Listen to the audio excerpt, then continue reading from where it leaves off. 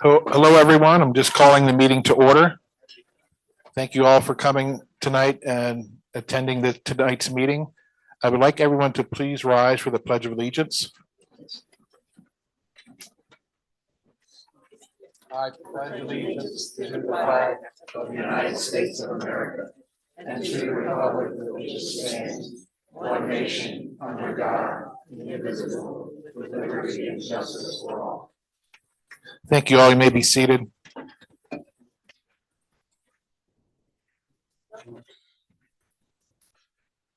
We have a special recognition tonight for Mr. Chairman. Yes. Before we get into that, I do want to please. make an announcement. The board did meet in executive session to discuss matters of personnel, obtain legal advice, and discuss matters related to the acquisition of real estate on November 19th and December 3rd, just before this meeting. Thank you, Joe.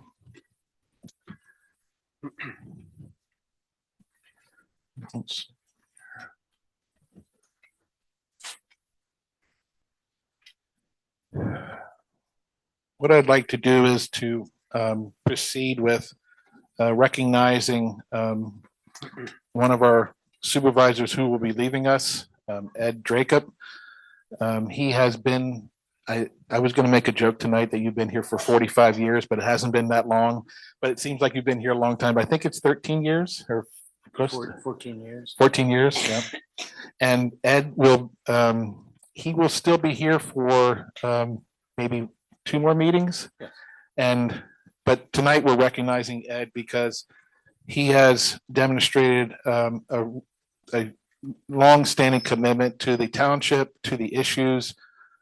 He has attended so many meetings over the years to address to get behind the issues, to understand the complexities. And what I would like to do here is to read this resolution tonight for Ed. Whereas the Board of Supervisors of the Township of East Vincent Township wishes to formally recognize Edmund J. Dracup for his over a decade of devoted service to the township as a township supervisor, and whereas Ed has consistently demonstrated unwavering commitment, leadership, and integrity through the years, always acting in the best interest of the township and its residents, and whereas his thoughtful guidance, strategic decision-making, and dedication to responsible governance have contributed significantly to the progress, stability, and quality of life within East Vincent Township. And whereas throughout his many years of service, Ed's efforts have supported numerous community initiatives, infrastructure improvements, preservation efforts, and long-range planning goals that will continue to benefit the township for many years to come. And whereas the Board of Supervisors desires to acknowledge and honor Ed's service, recognizing countless hours, careful deliberation, and personal commitment he has invested in fulfilling his responsibilities as an elected official. And whereas the board hereby presents Edmund J. Dracup with a plaque of appreciation and recognition of his exceptional service, dedication, and contribution to East Vincent Township. Now, therefore, be it resolved that on the 3rd day of December 2025, the Board of Supervisors of East Vincent Township formally presents this resolution to Edmund J. Dracup, expressing the township's sincere gratitude for his many years of service and commitment to the community. And I just want to say thank you for your efforts, and I want to give you this plaque.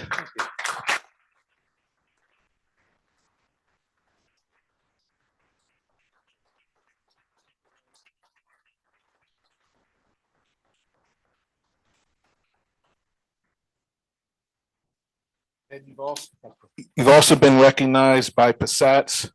PSATS is a organization that we as supervisors belong to. They provide great guidance, and this has also been presented to you from the PSATS. Very nice. I'd like to show you.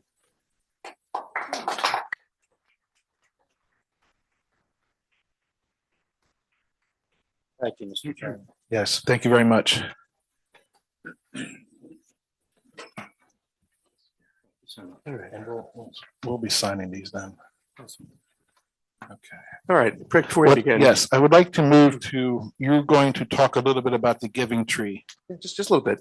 So please first forgive me for my cold. My granddaughter, Typhoid Millie, was very good about giving her cold once again. She's wanted to do that. As you probably saw, we have the giving tree outside.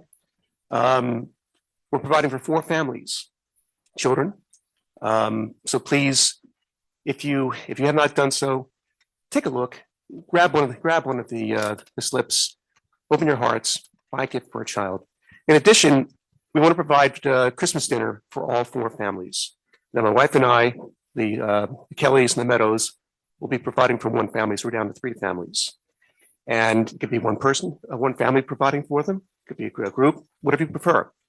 You can do it by buying food, or perhaps going out and getting a gift card at Acme, Giant, or any supermarket that makes sense. So if you're going to, so I ask you, please, in that respect, coordinate with Kathy Hogan here at the Township Building. And finally, you'll also see by the giving tree these cards. We're collecting toiletries and personal care items for residents of Vincent Heights and the vet center. This is an opportunity, folks, for all of us to reach out and provide just some items that people will find to be very, very helpful. So again, I ask that you remember the season. This is the season of giving. Open your hearts and let's go to it. Thank you, everybody. Thank you, Mark. I'm going to pass this over to you then.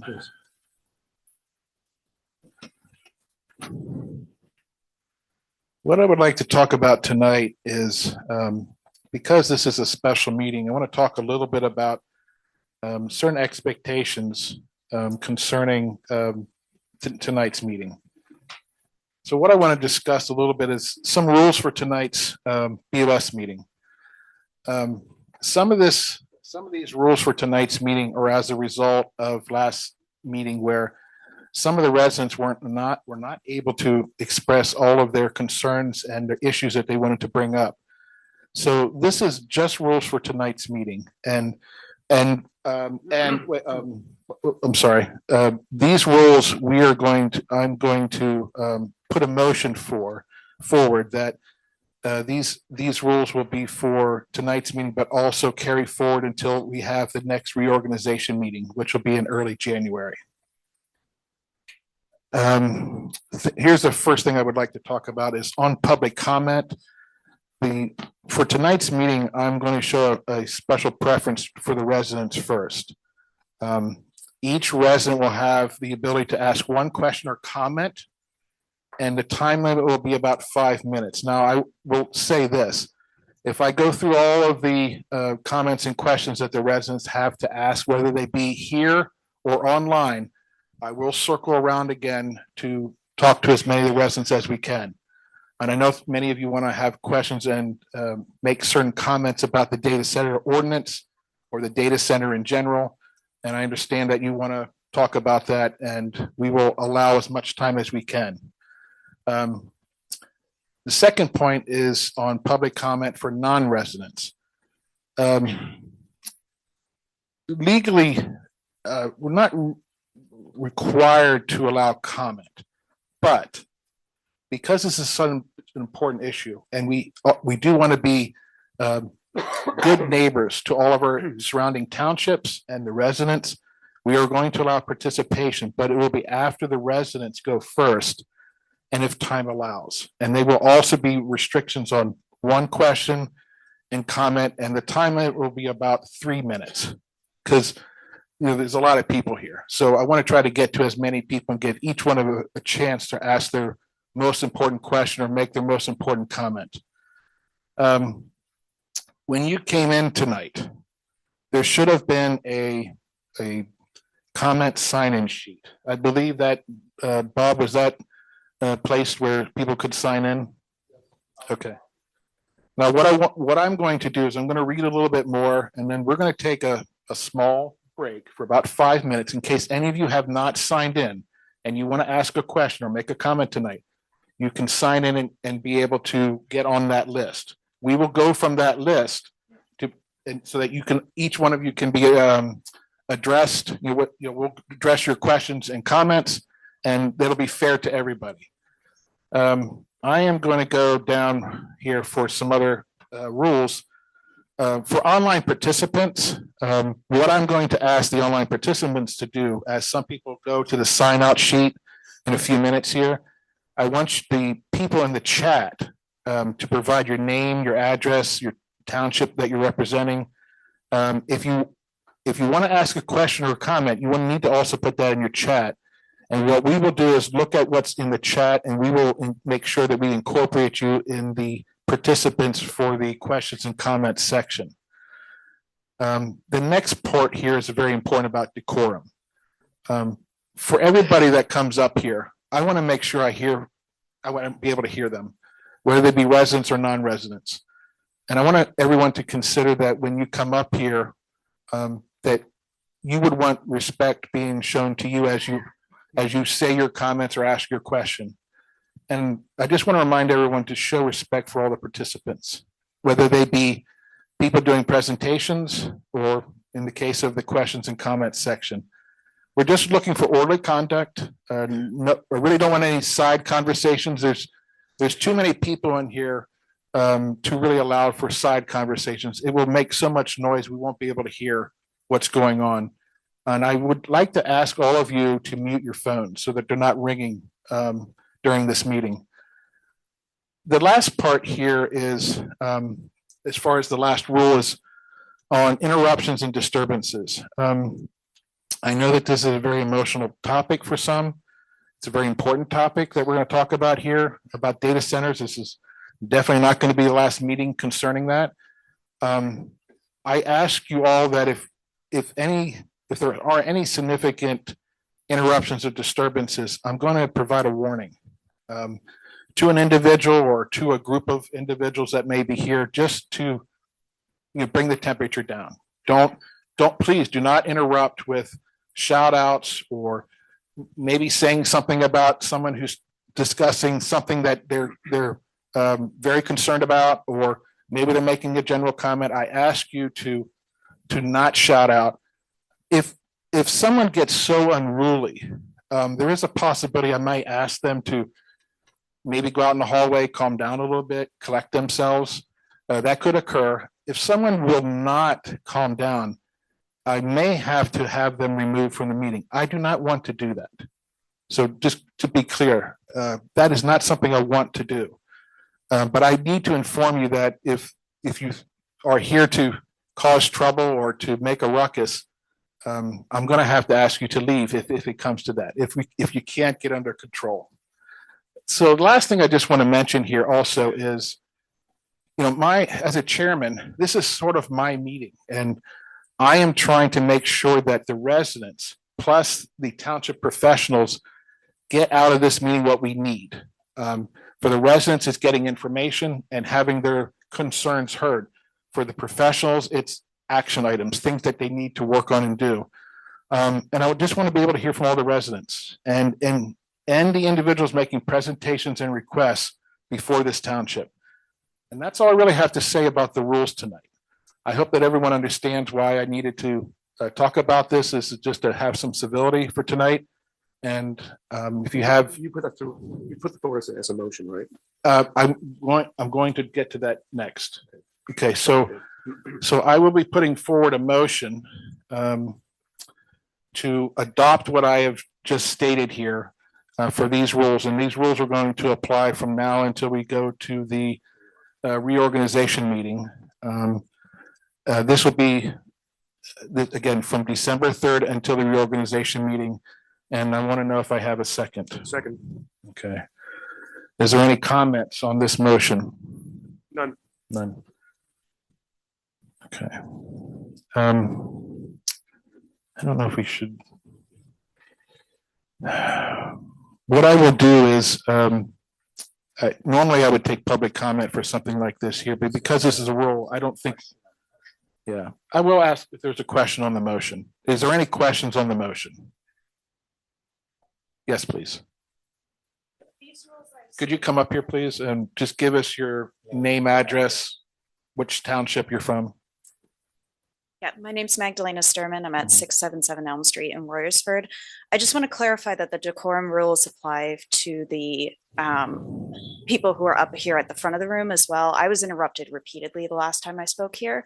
Mhm. And I just want to make sure, Mr. Chairman, that those are, broadly applicable to everybody as well. The rules here are for, I will say in general that the board will act in the most appropriate professional manner. And if what I believe is by having these rules tonight, I think we will have a certain sense of decorum on both sides. So I can answer your question in that manner. But So these rules will be enforced for township supervisors and anybody else as well. yes. Thank you. Okay. Is there any other questions online? Nothing online. Okay. I'll move forward with the question. All in favor? Aye. Aye. Thank you. All right.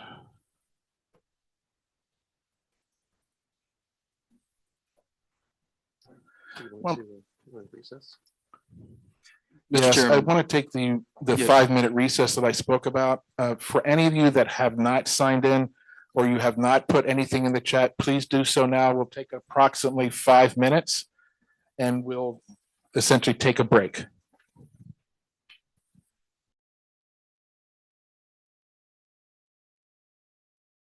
Everyone, we're just going to start the meeting up again. Thank you all. And Mr. Chairman, if I may, just a housekeeping matter. As you came in the room this evening, you may have seen that there was some tape on the ground around the exits and around the center aisle. Those tape marks are there because we need to keep those areas clear according to the fire marshal to make sure that everybody is safe and there's a safe way to get out of the building if necessary. So we have some officers in the room. They may remind you on occasionally if you're standing in those areas to please move, but it is a safety issue. So thank you very much.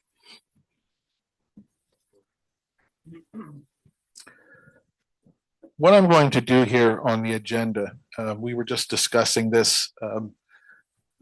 We have a lot of people who want to make comments. We do have a presentation here by Penhurst Holdings. I am going to move the public comment to right after the presentation. I think it's only appropriate to do that here. It's just a minor adjustment. And considering the amount of people who want to make comments, I know I originally said 5 minutes, but we're going to cut it down to 3 for this public comment section. That'll be after the presentation, and that will go for 1 hour. So we'll get to as many of the residents first, and then as time allows, we have another public comment at the very end of the agenda. If you have it in front of you, you'll see that. So at the very end, we have another public comment, and we will go through those additional comments and so forth as time allows. So what I would like to do right now is we're going to go through the consent agenda. And I will ask, have the supervisors, have you looked at the minutes, the financials, the reports? Do you have any questions or concerns? None. Okay. Reviewed and I have no questions. Okay, thank you. I move that the East Vincent Board of Supervisors approves the consent agenda containing the minutes, bills, lists, plus payroll number 23 and 24 and the reports. Second. Okay, thank you. I'll ask again, any questions? Is there any questions on the motion from the public? No. No, okay. I'll ask the question. You have a question? Yes, please.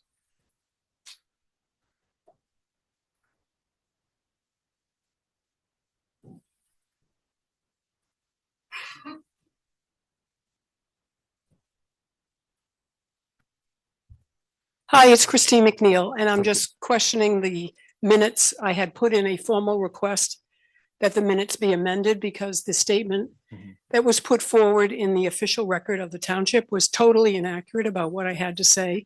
And I submitted a substitution that was brief, and I also handed you my comments. Has those comments been incorporated into the minutes you're voting on tonight? What I'd like to do here is hand this over to Joe, because Joe, you also have some housekeeping that you need to address here. Is there anything else that you needed to comment on before addressing Christine's comment? No, I had wanted to make the announcement about the exits being clear. Okay, that was, okay. Yeah, that was the Sorry. housekeeping matter. But Christine, with respect to the changes that you proposed, there's a modification to the minutes that is included.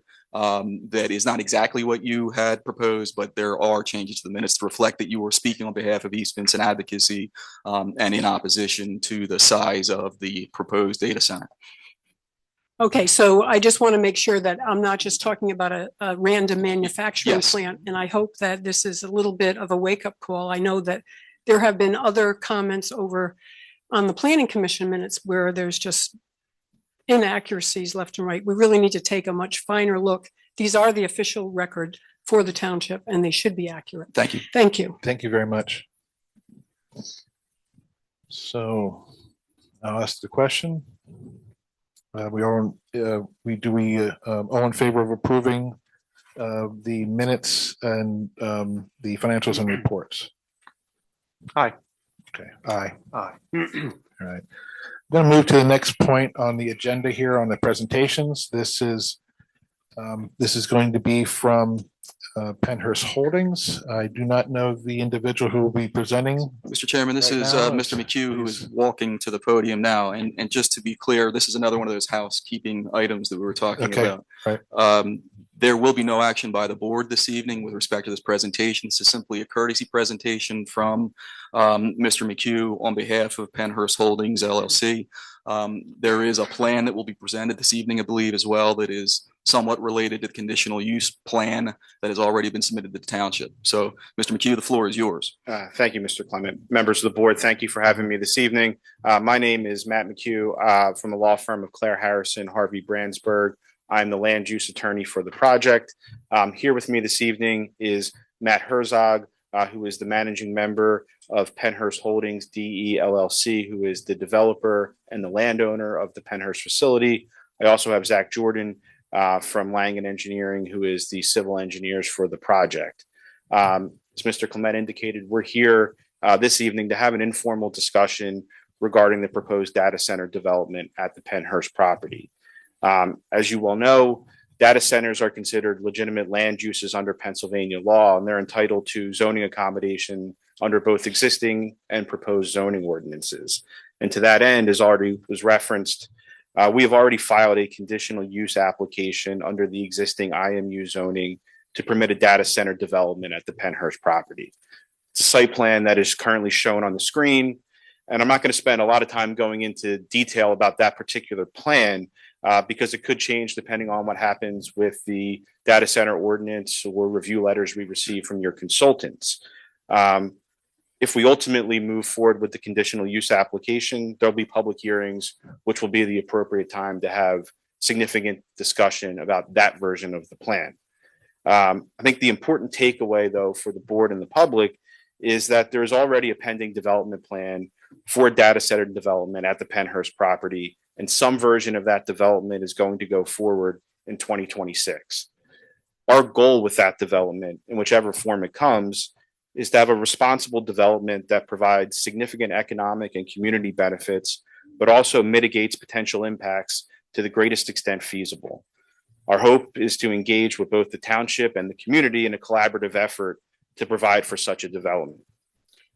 We've been paying close attention to the dialogue, the concerns and recommendations surrounding the discussion regarding the proposed data center development. And we think we've already worked to address many of those concerns and incorporate them into our current development plan. We're proposing a modern state-of-the-art data center facility, and we believe it directly addresses many of the concerns that have been raised. Many of those concerns are primarily attributable to much older data center developments. But just to give you a flavor of some examples of what we intend to incorporate into our facility, we'd be using a closed-loop direct-to-chip cooling system, which would significantly reduce water usage associated with the facility. This is a new technology that was not available for data centers constructed as recently as 5 years ago. And our primary water sources would be reusable treated effluent from municipal systems and captured and stored rainwater. We would not be using well water as the water source for cooling the data center facility. There's also been significant concern about noise. We would incorporate sound attenuation measures to address noise concerns.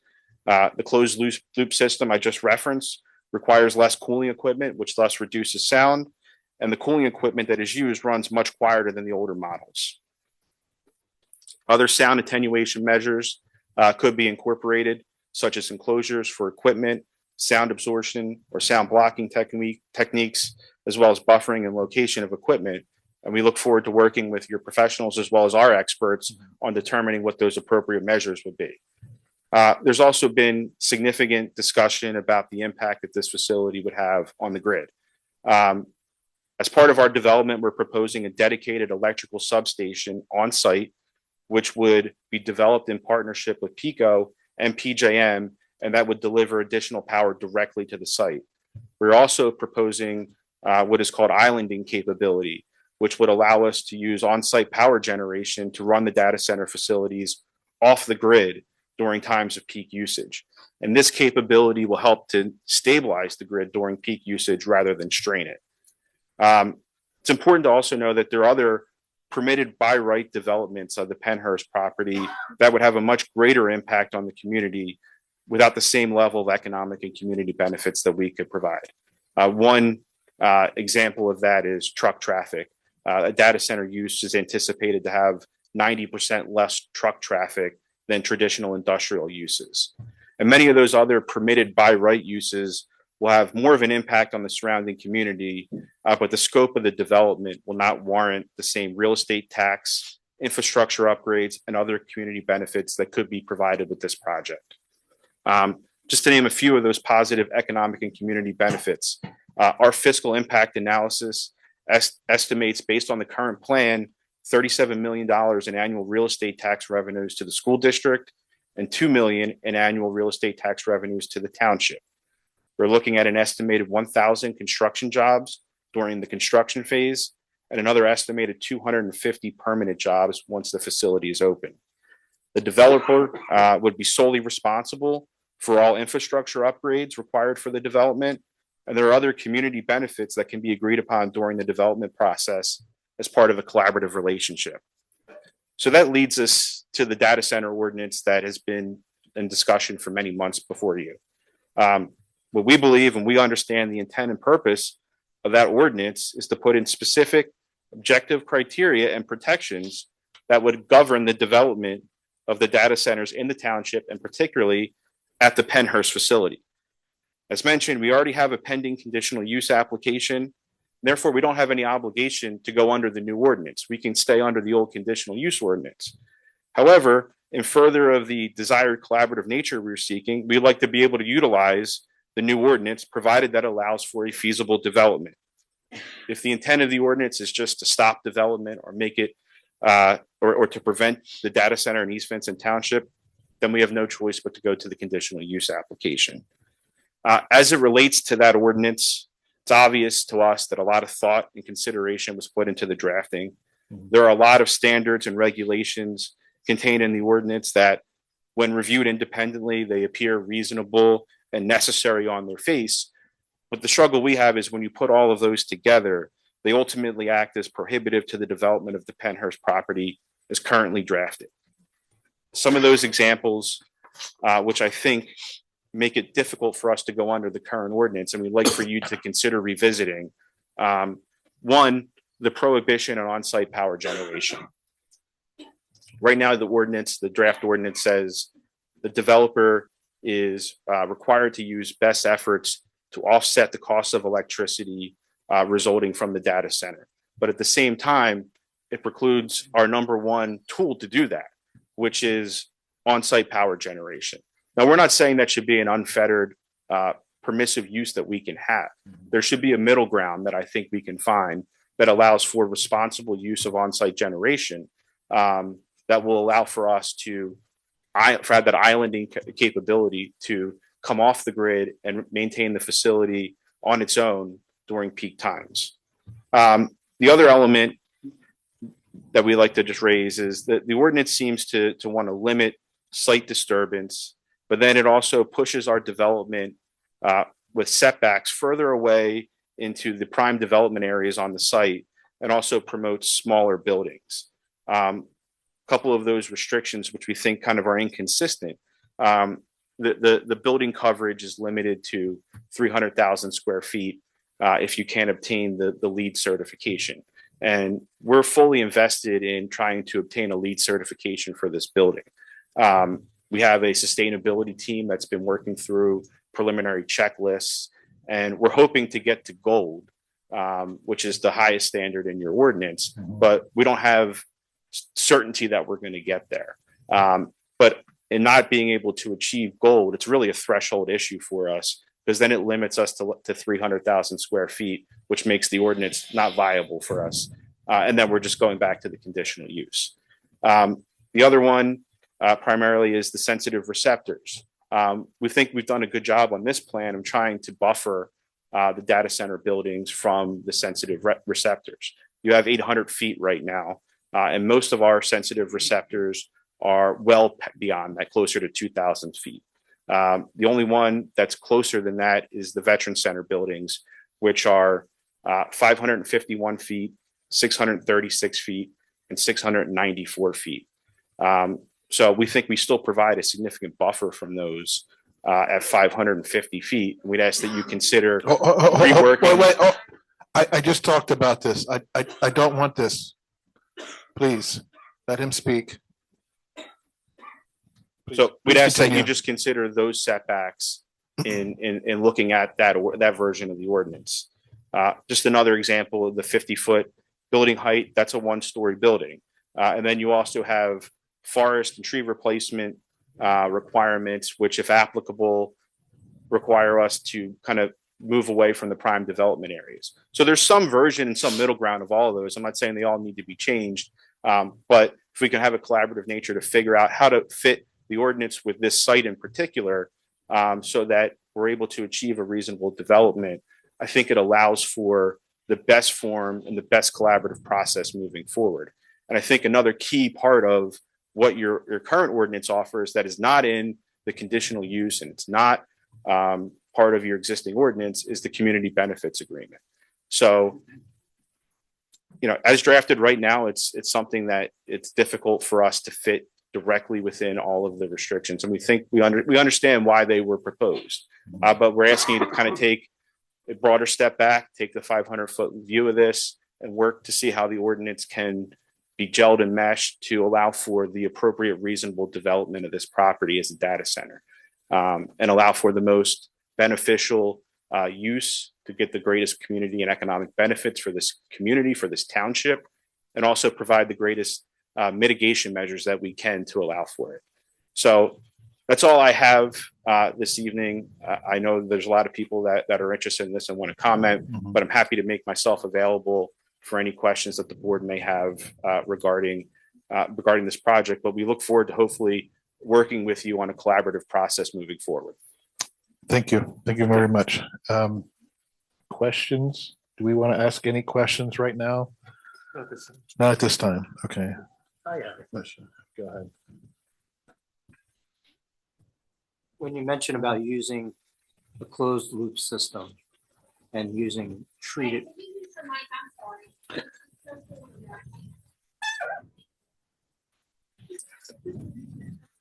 When you mention using treated effluent, would that include I&I coming off of our various waste treatment centers?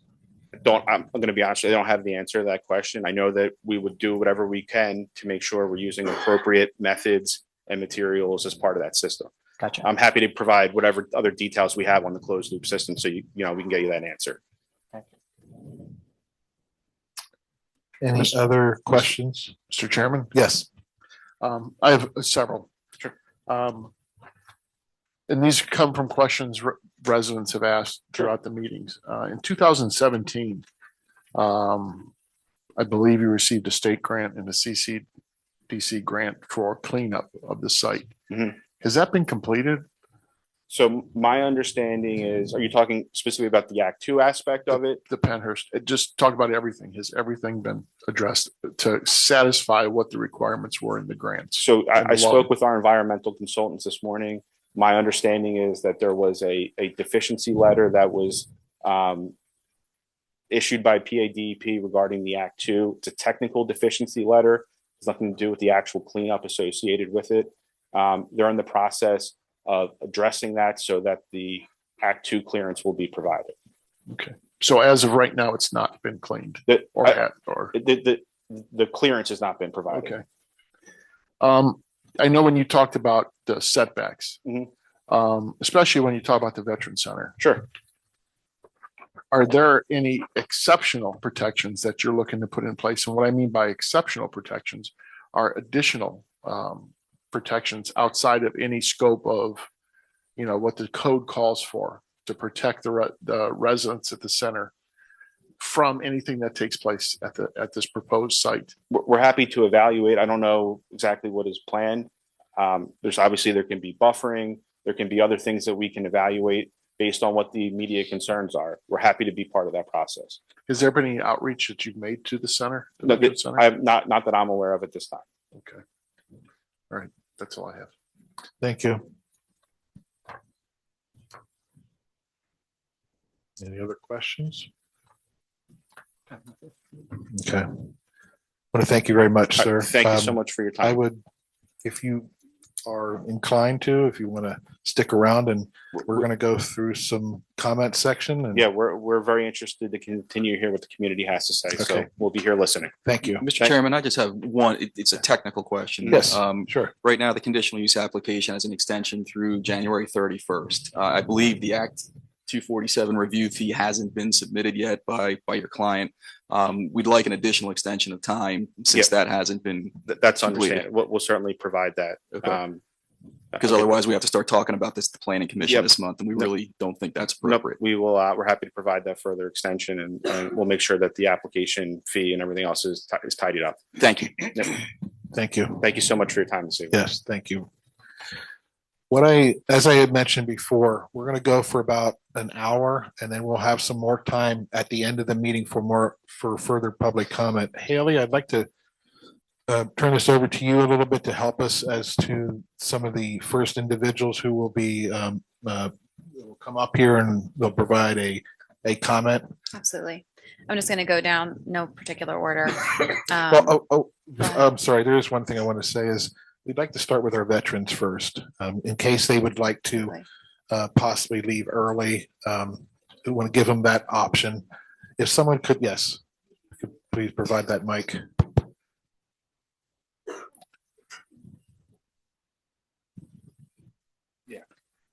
Yes, my name's John Coyle.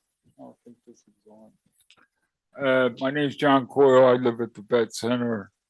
I've been a resident in this area for 26 years plus.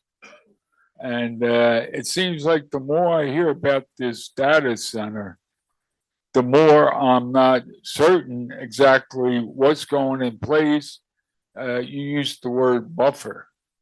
I mean, what's the definition of buffer? That's a great question. Is that a 10-foot wall? Is that, so I'm just a little upset that we're not getting the full picture, the full studies of everything. And people's lives are involved with this. So that's my comment. What I'd like to do, because that is a great question, I know that's the heart of the matter for some of this. I'd like to give the opportunity from someone up here to be able to answer his question and give a basic definition on what a buffer is.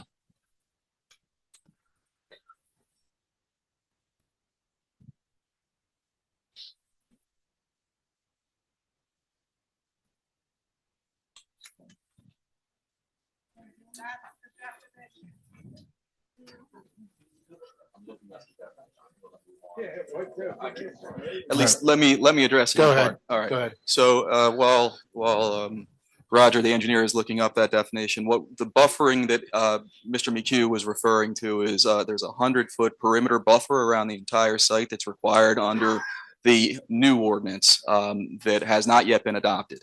So Mr. McHugh is referencing that buffer and it being a little bit, in his opinion, difficult to comply with because it pushes the development back. Also, in the proposed ordinance, there is an 800-foot setback from sensitive receptors. Sensitive receptors do include the Veterans Center itself. Again, Mr. McHugh is indicating that that's difficult for his client to possibly comply with. But that is what's being proposed in terms of buffering. Now, what is in a buffer? Buffer would be vegetated, meaning trees and other vegetated materials. There could be berms in that buffer as well. And there also could be different types of things such as walls or fences at the edges of those buffers. But that's the perimeter buffering. There's also screening buffering, which would be around the bases of structures and buildings. That's again in the proposed ordinance. None of that buffering as we have proposed it in this ordinance is available through the conditional use process. There are much lesser buffer requirements. So those are the buffers that Mr. McHugh was referring to. They would also have to be maintained in perpetuity under the proposed ordinance through a forest management or I call it vegetative management plan. So I hope that answers your question. Yeah, but it leads to another question. Has there been a study on the sound that this data center is going to be making? So again, under the proposed ordinance, and so we're going to give deference to you and your colleagues here as veterans to enter into this dialogue back and forth. But to answer your question directly, those studies have not yet been performed, but under the proposed ordinance, the sound can't increase any more than already exists. So it cannot go above what the ambient sound level is out there today. Those studies would have to be done during the special exception process under the proposed ordinance. They would have to satisfy the township's consultants with respect to the viability of being able to conduct those studies and actually put that in practice. And then there are studies that are required, again, under the proposed ordinance at various points throughout the process of the data center coming online. And then they would still have to comply with a no increase above ambient sound level under, again, the proposed ordinance. Again, with respect to the conditional use application, there's a whole different level of sound criteria that apply. I can't recall off the top of my head exactly what they are, but they're higher. Thank you. Thank you very much. Is there anyone else? Yes. Please. Yeah, my name is Paul Bertino. I was here a while back. And what I'm interested in is what is the estimate of the planning project, this whole deal? The planning project? Well, the planning process. I thought I was trying to planning, PA, not planting, planning. All right. You got it. I understand. So there's in either case, whether this is a conditional use or a special exception under the new ordinance. So conditional use under the existing ordinance or special exception under the proposed ordinance. There is a process whereby the use first has to be approved or denied. There has to be action either by the Board of Supervisors if it's conditional use or the zoning hearing board if it's special exception. There are specific criteria that must be met. But that process is a hearing process where, again, if it's before this board as a conditional use, this board sits in a quasi-judicial capacity. They take testimony, hear evidence for and against, and they will then eventually make a decision, which is a written decision as usually a decision and order with fact finding. After that process is complete, if it is an approval as opposed to a denial, there's a full land development process that has to be gone through as well. So that conditional use process can take several months, a year. I think this township experienced one that took over a year fairly recently with Artisan. Again, once that process is complete, you go through a full land development process. That land development process is again something that comes back before this board. There are land development plans that have to be developed, that have to be engineered. Stormwater has to be addressed to the satisfaction of both the township and the county conservation district. Other land development related items must be addressed. That process typically takes a year, 18 months before it is complete. And again, that's another process where if the applicant can't meet the specific criteria in the zoning code with respect to land development, then the application would be denied. All right. I understand what you said, and well, for the most part, but I went over the documentation that's included with all the variations of the different things they had to measure. And it just seemed like that is overwhelming with all that they have to do. And that's why I was curious about the time development for the whole project, because it just seems like, how do you say it? It's going to be tough to meet the schedule. Yes, sir, it will. And we're talking at least, in my opinion, at least a couple of years before the project can even be ready to get shovel and ground. Okay. If it's approved. If it's approved. All right. Thank you. Yes, sir. Thank you very much.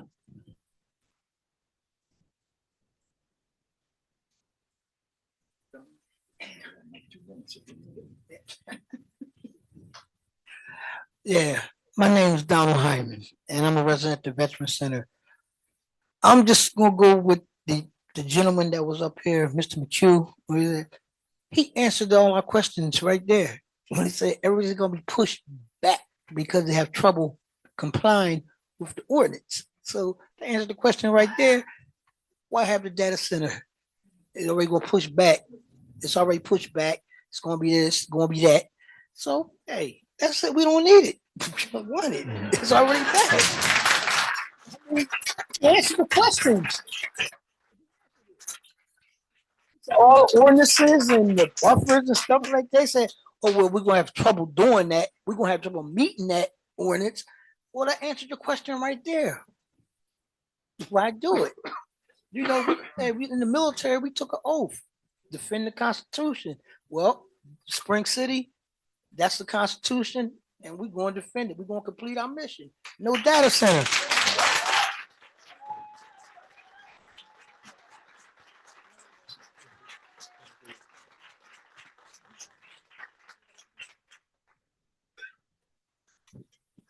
Thank you.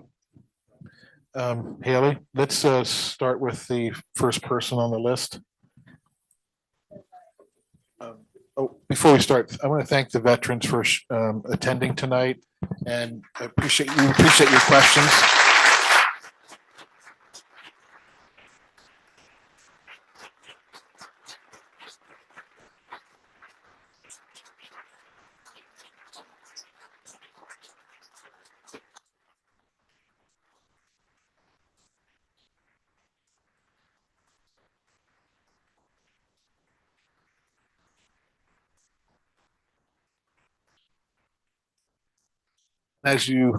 I'm sure you can appreciate here, we definitely appreciate your service to this country and more.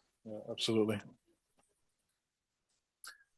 Haley, I guess would be appropriate now. We can move to, yes. Yep, in no particular order. I'm just going to go down the list, and I apologize in advance if I do not say your name correctly. The first one is Jerry Carlton. Do you want to make a comment? Oh, so, sir, could you please come up and, oh, he doesn't want to. Yeah, so just as a matter, I'm sorry, Mr. Chairman.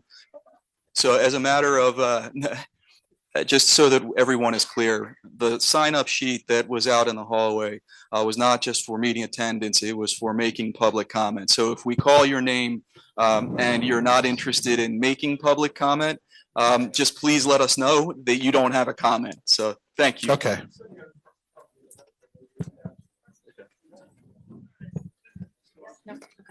Okay. Let's, Okay. what we're going to do, Haley's going to mention the name. If you could just please raise your hand and someone will come around with a microphone. If you want to speak. If you want to speak. Correct. All right. The next person is John Lobb. Do you want to make a comment? Okay. Hi, my name's John Lobb. I live on 208 Penn Drive. My question would be is, I'm concerned about one, the noise, and then two, our electric rates. There's been a great documentary on PBS in Virginia, which is the #1 data center in the country, and their rates went up 267%. And that's fact. Mostly the first year, your rates go anywhere from 30 to 60%. And that's huge. And we're the ones who are going to pay for that, not the company building this. And then once they build it and they have problems with those generation stations, we're going to end up paying for those too. So we're going to hit it hard in the pocketbook. And then the poor people who live nearby this place are going to hear that noise. In that documentary on PBS, the gentleman recorded right in front of a lady's house. Across the street was the data center, and he just recorded with nobody talking, and all you heard was a humming noise. That's all you heard. A car drove by, you didn't even hear the car go by. Then what he did was he removed that humming noise and said, before this plant was built, here's what you normally heard, and you heard birds, dogs, and you could hear a car go by. So environmentally, there's a lot of concerns here, and you really need to look at that. Thank you. Thank you very much.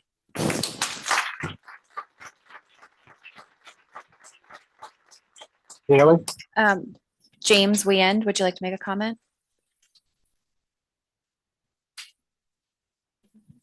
Okay, let's I'm gonna we'll move go. Bridget Gross, would you like to make a comment? Bridget Bridget? Gross. Okay. Joanna Tenney, I believe.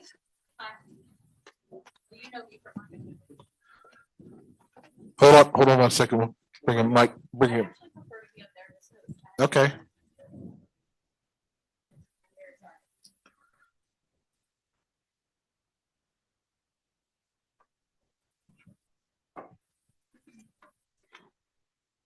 Hi, I'm Joanna Tenney. I'm on New Street in Spring City on the East Vincent side.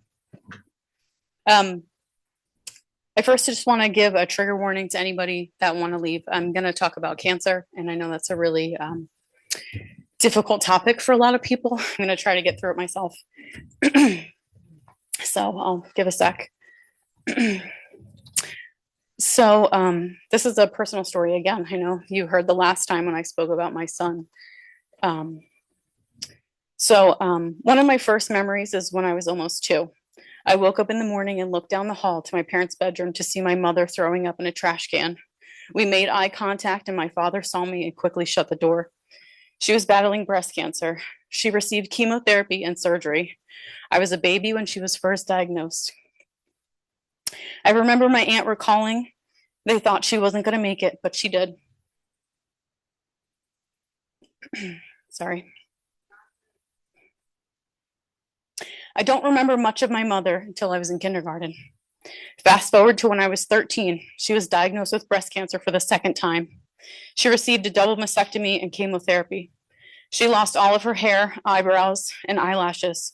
After her second battle, she was never the same. My goofy, fun-loving, compassionate mother was different, and she was forever changed. My mother had to stop working because most days she was too sick or depressed to get out of bed.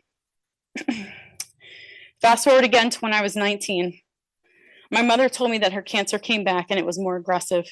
It had spread to her lymph nodes. She had tumors up and down her spine. I drove my mother to chemotherapy while working a third shift job in order to take care of her during the day. She was receiving so much medication that she had a port in her chest so that they didn't have to keep sticking her with needles multiple times a week. That year, at a doctor's appointment, she was admitted to the hospital. Her body was not responding well to the medication.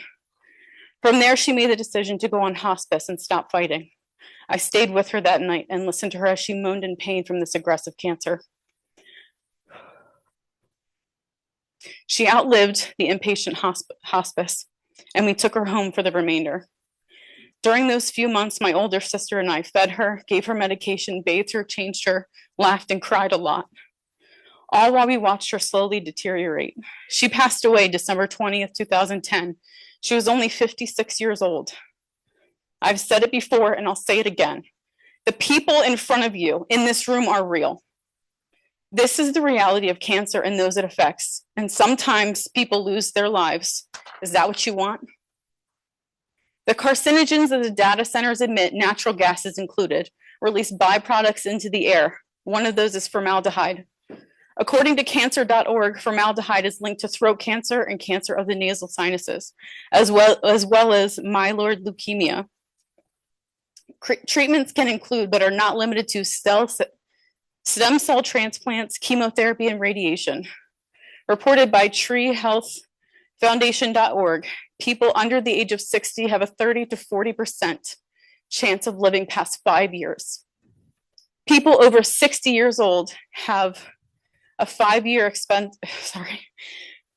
people over 60 years old, the 5-year expectancy is under 20%.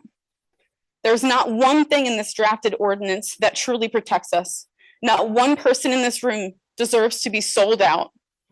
Don't put profit over people's health. If the cleanup of the brownfield isn't done correctly, or at all for that matter, who can we hold accountable? My guess would be you, the board, since you would be allowing it. I grew up in East Coventry, and I felt very privileged too. I knew there was something special about this area. When my husband and I started looking for our first home, my only requirement was that we stay in the area that I loved so much growing up. This doesn't belong in my town. If you allow this data center, you will be the ones that will be remembered for allowing nearby houses, pricing to plummet, toxic air to fill the sky and our lungs, destroying the health of our families. It would be completely irresponsible for you to allow this to happen. If you do the right thing and decline this ordinance and use the conditional use process, you will be remembered as the board who stood up for us and fought with us to protect the community and the surrounding areas.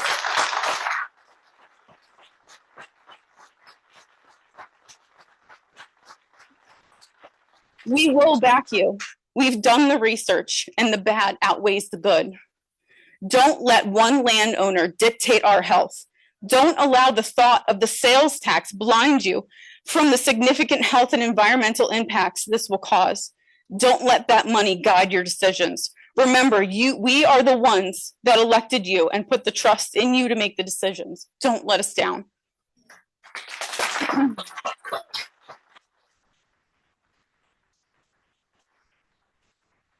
No data centers, no matter the size.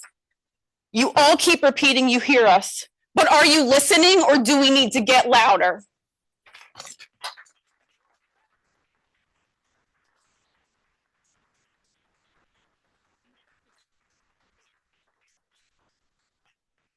Thank you, Joanna. Haley? John Benelli, would you like to speak?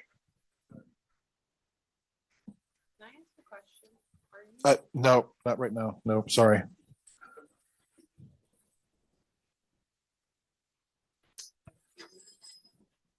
Hello. Hello. John Benelli, New Street. 670 New Street.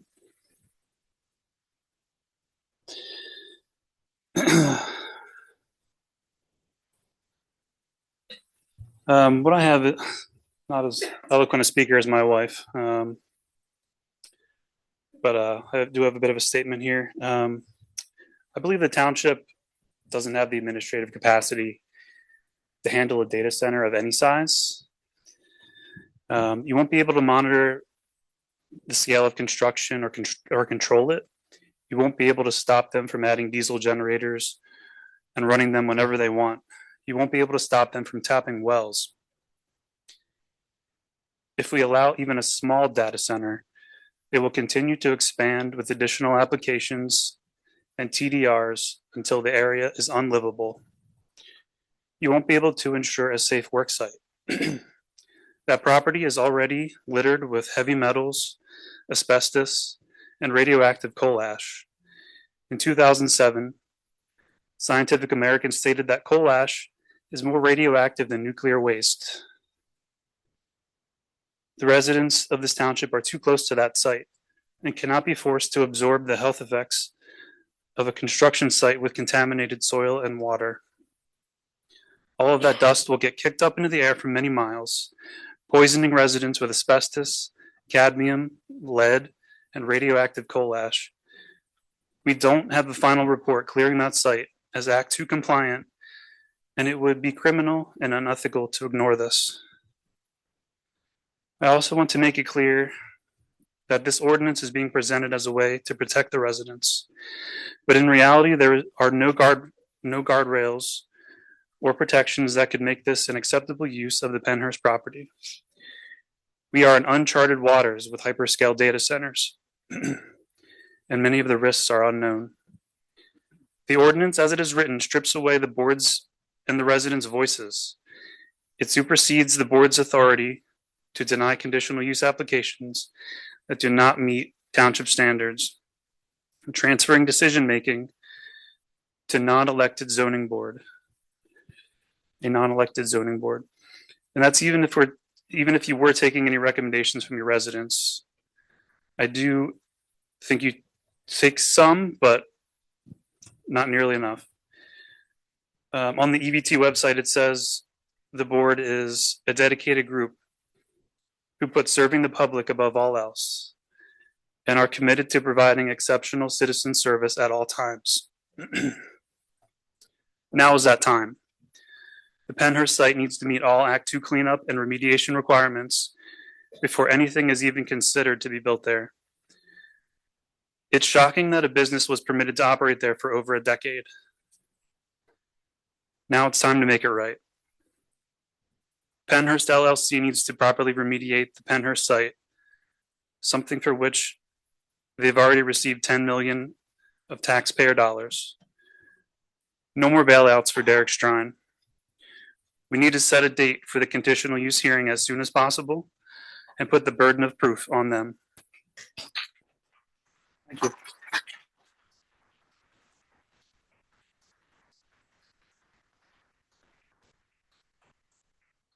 Thank you, John. Bill, Julian, would you like to speak?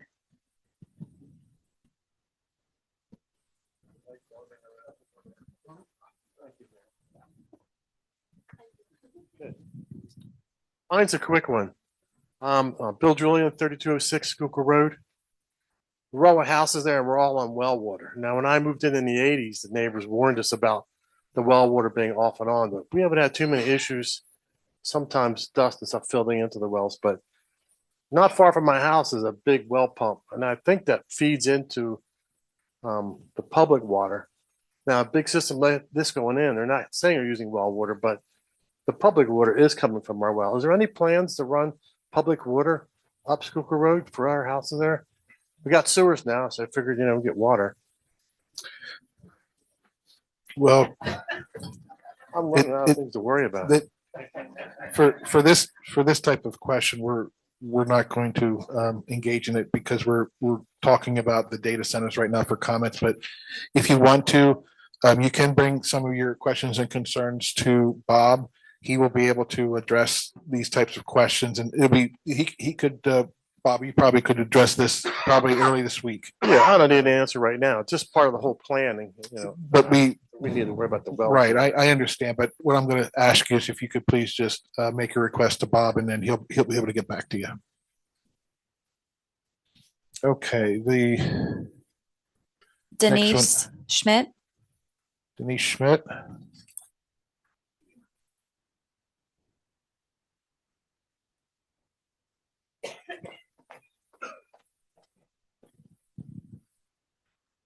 I'm curious about this 550 megawatt data center because Limerick, I worked at Limerick. The total output at Limerick is about 2,400 megawatts. So you're talking 20% more power. That's another power plant. That's a lot of noise. It's a lot of things. And I'm curious exactly what that means to this project. What we will do is we'll take your question, and we're not going to be able to answer it here because of certain time constraints, but we will be able to provide some answer at a future date. So we're taking down, this is being recorded, and we have your question, and we'll get back to you and get that addressed. I'm looking forward to hearing that. Okay. Thank you, Denise. Thank you. Bill Fields. Bill Fields.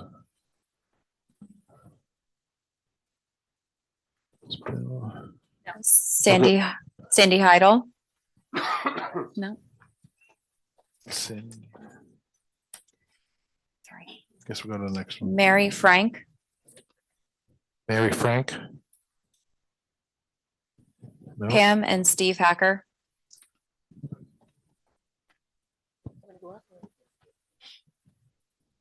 Hi, Steve Hacker, 881 Brown Drive. I'm going to add to what John and Joanna just said. In addition to lead, well, actually, I'm going to bring up asbestos. So, in addition to everything they said about the carcinogens, I worked at Penhurst, as I've said before. It looks like they're going to tear those buildings down. Those buildings have not one, but two subway systems underneath them. Most people don't know that. There is a subway under there that the haunted house is using right now, which I've talked to people that worked at the haunted house, and they get what they call Penhurst flu, that for the respiratory stuff they have. On top of that, there's a subway system under part of the subway for maintenance. So you have pipes full of asbestos. I was down there when I worked there. A maintenance man took me down there to actually show me all the roaches that were down there.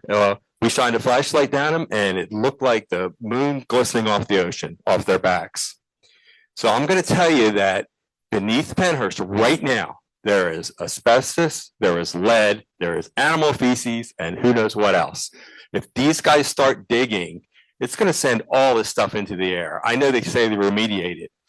In addition to that, they were supposed to clean up before, and they got millions of dollars to do it. Is there documentation? I've heard that when you take asbestos off a property, you're supposed to say where it went. Do we have documentation of where it went?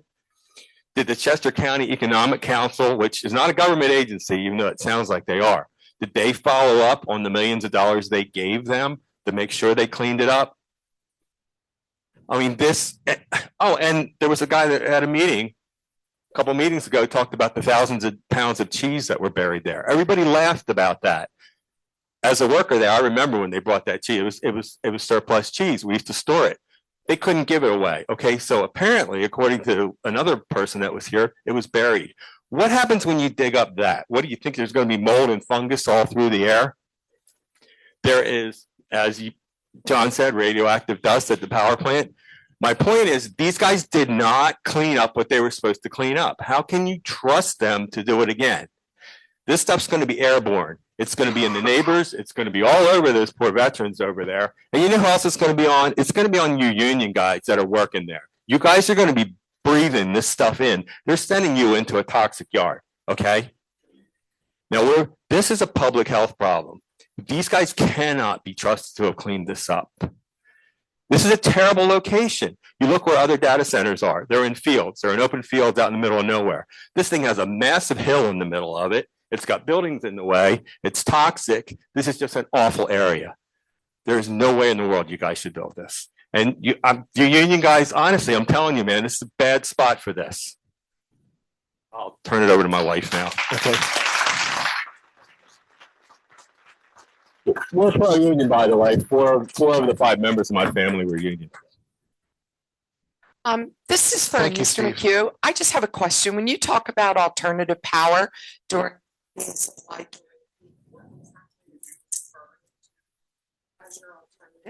Well, we're not going to, they're not going to be expected to answer any questions here, but we will take these down and they will be addressed. Okay. We're Is he here? I thought he was here. As a plan B, as an alternate to this data center, which we're kind of split right now with the pros and the nays on this, but would they consider possibly building a film center there? My son works in the film industry, and I asked him how many people they employ.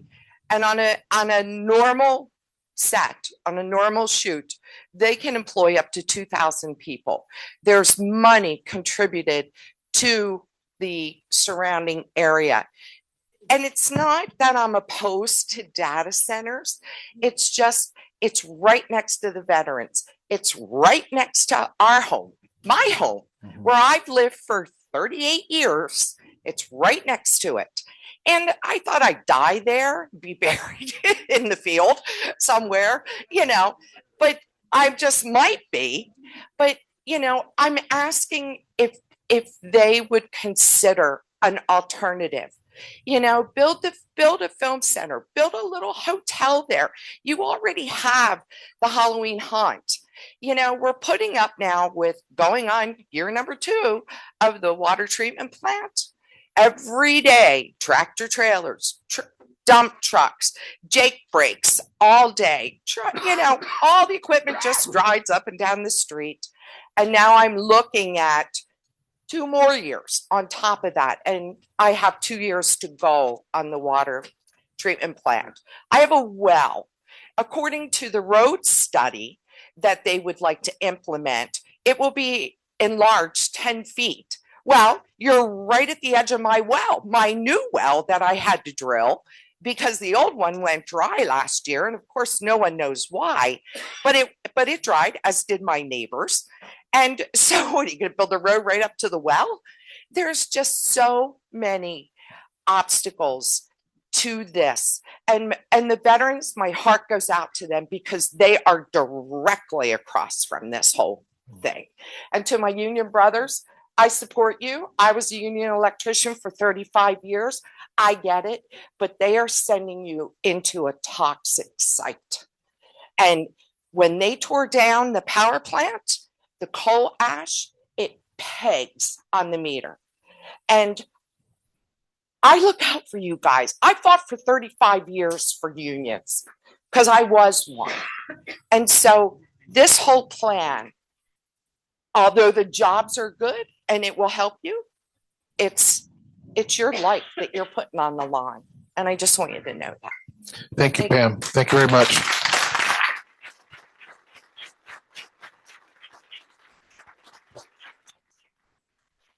Thanks again to Steve and Pam Hacker. We could. Kathy Stalker, Kathy Stalker, David Stalker, David Stalker, Linda McConnell, Kelsey Adams, okay, we got. Oh, not in. Okay. Maria Markovich. Oh, we have Kelsey. Oh, sorry. It's okay. Hi, Kelsey Adams, Hi, 107 Meredith Drive. So I guess just one comment for consideration. Sorry, I've forgotten this gentleman's name, but when he was speaking earlier, he was trying to address some of the concerns around noise and water. But I noticed he specifically did not mention air pollution, which is a major concern, I think, for everyone like myself that lives nearby. But he did mention on-site power generation, and I just know in some cases that's done via diesel generators and other things like that, which obviously would be very bad for air pollution. So as we continue through this process, I think that's something we should keep a close eye on how they're planning to do that. And then I guess my other question for this group, the gentleman also mentioned earlier with quite a bit of confidence that something was going to be built or be happening in 2026. But based on sort of the description we heard earlier about the process and how long things are taking, I'm just wondering sort of if there's something that's already been decided or approved that this group doesn't know about.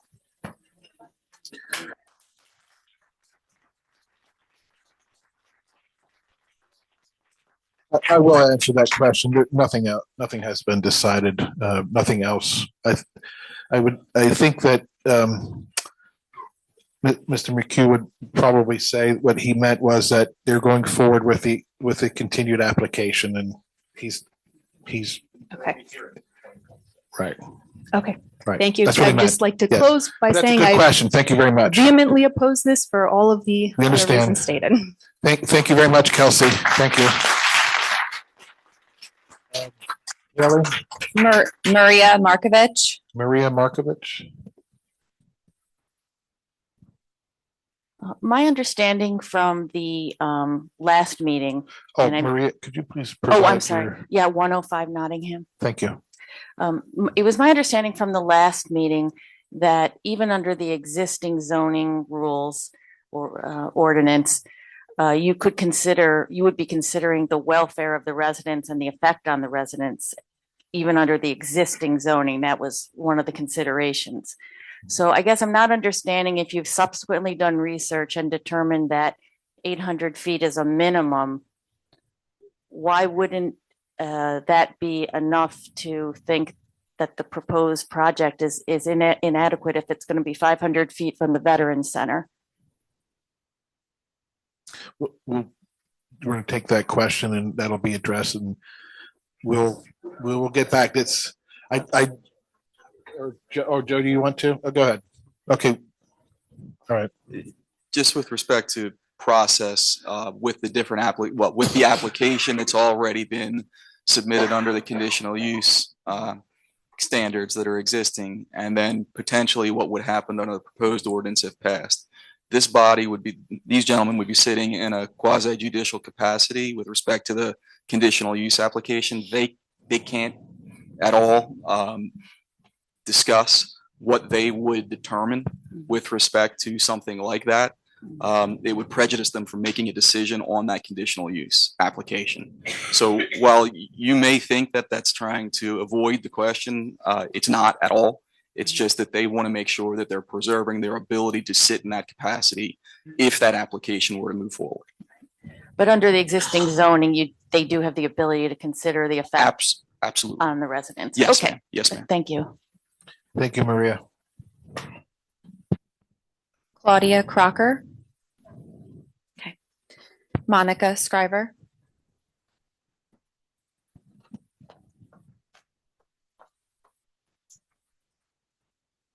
Monica Scriver, 102 Valley Creek Lane. I'm a little confused by when we talk about the ordinance and that the current conditional use IMU ordinance isn't sufficient enough. But Joe, you brought up the point that currently that doesn't have anything in it as far as buffers are concerned. But isn't that the point of a conditional use ordinance? Is that there's a hearing and that the Board of Supervisors listens to everything and all the research. They do their own research and they listen to all the testimony and then they apply conditions. Do you want to? If you want to, go ahead. With respect to the condition, first of all, I think you may have misstated slightly what I said. It's not that there's no buffers, it's that they're different and lesser buffers that could be applied under the existing IMU conditions or the general industrial conditions if it were go to a different type of way. In any event, yes, the answer to your question in short is yes, reasonable conditions. And the key word is reasonable conditions can be applied throughout the conditional use process. What those look like is determined on a case-by-case basis.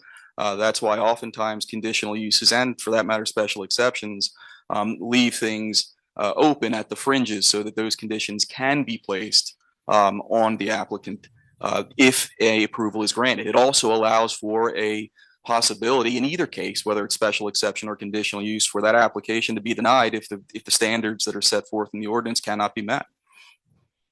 So in 2022, Mike Kissinger, who was representing Pennhurst at the time, he stated that they'd have to, this is an interesting word I want to bring up because we keep hearing we can't, a data center can't be built in East Vincent. We need to work with the township.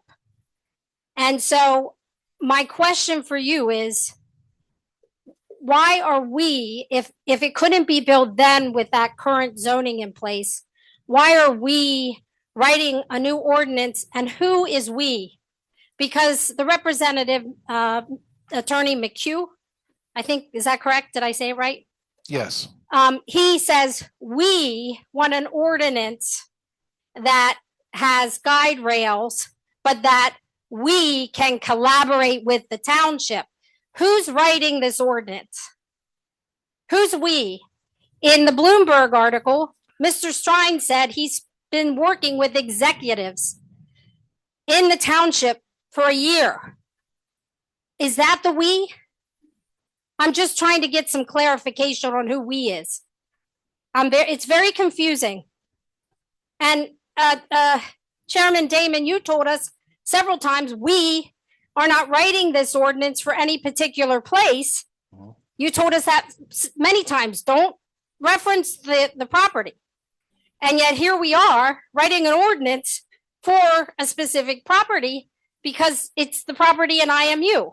So there's a lot of muddy water, and it's confusing and it's frustrating and it's concerning.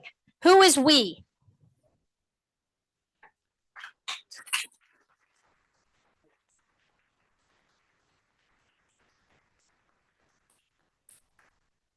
Can't really comment to explain why he may have used the word we. I have not seen the article or what you're referring to.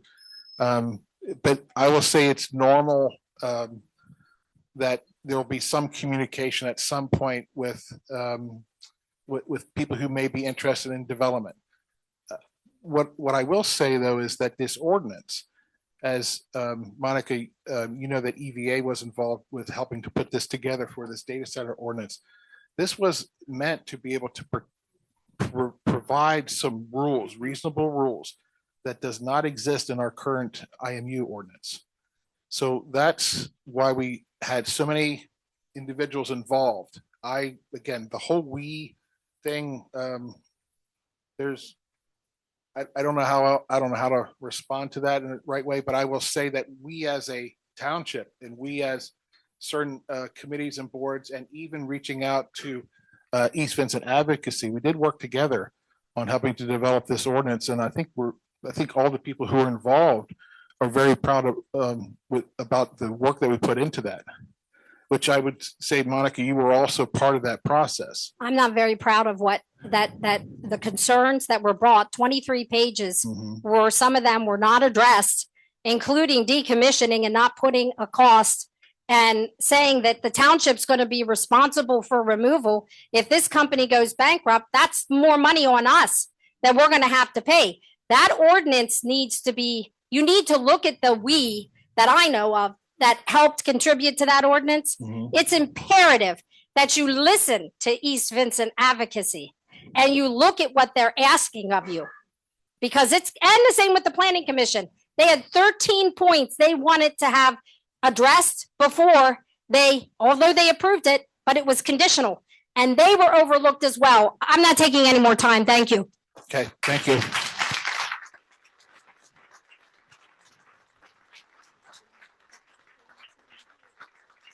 Yeah, I think what we're going to do right now is, I think we're up to the hour at this point. I think we have reached that. So what we're going to do is we're going to take a little bit of a break for about 5-10 minutes, maybe 10 minutes or closer to that. 5 minutes. We'll make it 5 minutes.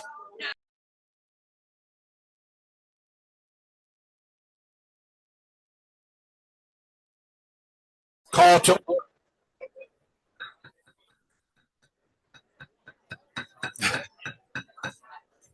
If we could all take our seats again, please.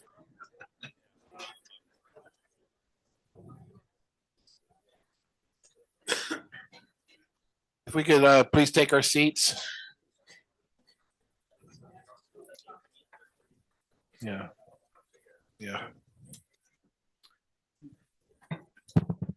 I do want to make an announcement. There is a car outside with their lights on. The license plate number is GYT 2380. It's a Volvo crossover. If that sounds familiar, if that's your car, your lights are still on, and you might want to go out and turn your lights off. Yeah. Mr. Chairman, we do have one request. There's a Laura Mannion here with the Chester County Chamber. She happens to be very pregnant and would just like the opportunity to speak in public comment if the board would like to extend that courtesy to her. Yes. Hi, Laura. It's Laura Manning. Mannion. Mania. Yes. I'm from the Chester County Chamber of Business and Industry. Thank you. I am. Thank you. Thank you, Laura. 6.5 months pregnant with a 3-year-old and a 20-month-old that get up at 6. Yes. So I appreciate this courtesy. Thank you for giving me the opportunity to speak. I'm here today with the Chester County Economic Development Council, here to provide some comments on the project. Our chamber represents hundreds of employers who care deeply about economic growth, new job opportunities, responsible development, and maintaining the high quality of life that makes Chester County such a great place to live, work, and do business. From that perspective, we view data centers as an important part of Pennsylvania's future economy, not only making Pennsylvania more competitive for the digital future, but also bringing construction jobs, long-term technical and facility positions, and broadening the tax base, all of which support local governments and school districts. That said, economic development succeeds only when it's paired with community trust. The chamber strongly encourages good faith negotiation between the developer and East Vincent Township. And we believe a formal community benefits agreement, a CBA, is the best way to achieve that balance. When Lancaster City recently negotiated its agreement for the Lancaster AI Hub data center, it created a model that other communities in the Commonwealth can look to. It balanced economic opportunity with community priorities and environmental standards. From the chamber's perspective, Lancaster did several things well. It secured significant economic benefits, including millions in community investment and funds for local development. It ensured the project did not burden existing ratepayers, with the developer covering necessary infrastructure upgrades. It created enforceable environmental protections, including energy commitments, water use safeguards, and noise standards. It provided job pathways, building a local pipeline for technical and trade workforce needs. And it built accountability into the process with reporting and transparency requirements. This is a constructive, collaborative approach that supports both business investment and protects the community. The Chester County Chamber supports responsible economic development. A data center can bring high quality construction and facility operation jobs, meaningful capital investment, and expanded tax revenue, opportunities for local businesses and contractors, and economic competitiveness with other states. We also recognize the importance of protecting local character, environmental resources, and the residents' quality of life. A strong CBA ensures that these two goals are not in conflict, but aligned, where residents gain assurance that their concerns are addressed. Our message from the chamber tonight is simple. Economic development and community preservation are not mutually exclusive.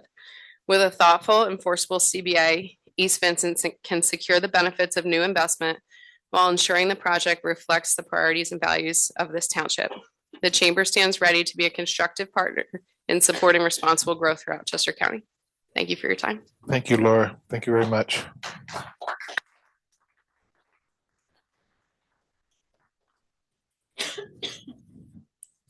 Trent Francesco. Daphne Hamilton. Liz Latanzi. Hold on a second. Let's take a pause here. What we're going to do is, from a public comment perspective, we're going to move on to old business. We're going to move on to old business and then move on to the rest of the parts of the agenda. And then for the rest of the public comment, we have a section at the end of the agenda, which we'll start up again. So what I'm recommending here is we have completed the first part of public comment, and we're going to move on to old business on the agenda.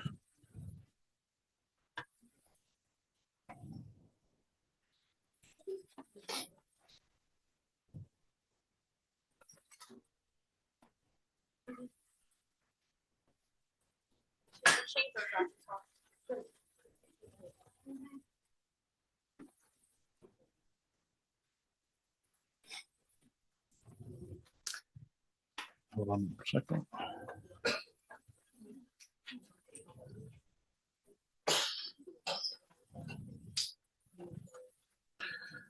The next part on the agenda is on the old business is about the police drop program.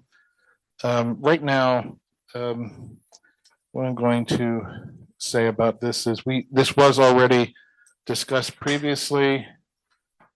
Mr. Chairman, if I Yes, may. yes. The police drop program ordinance is something that Mr. Zinkowski has been discussing for quite some time. I am not the drop program expert by any stretch of the imagination. My firm does, in fact, draft these types of ordinances quite frequently, but there's oftentimes special counsel or a special benefits person that's brought in to discuss them.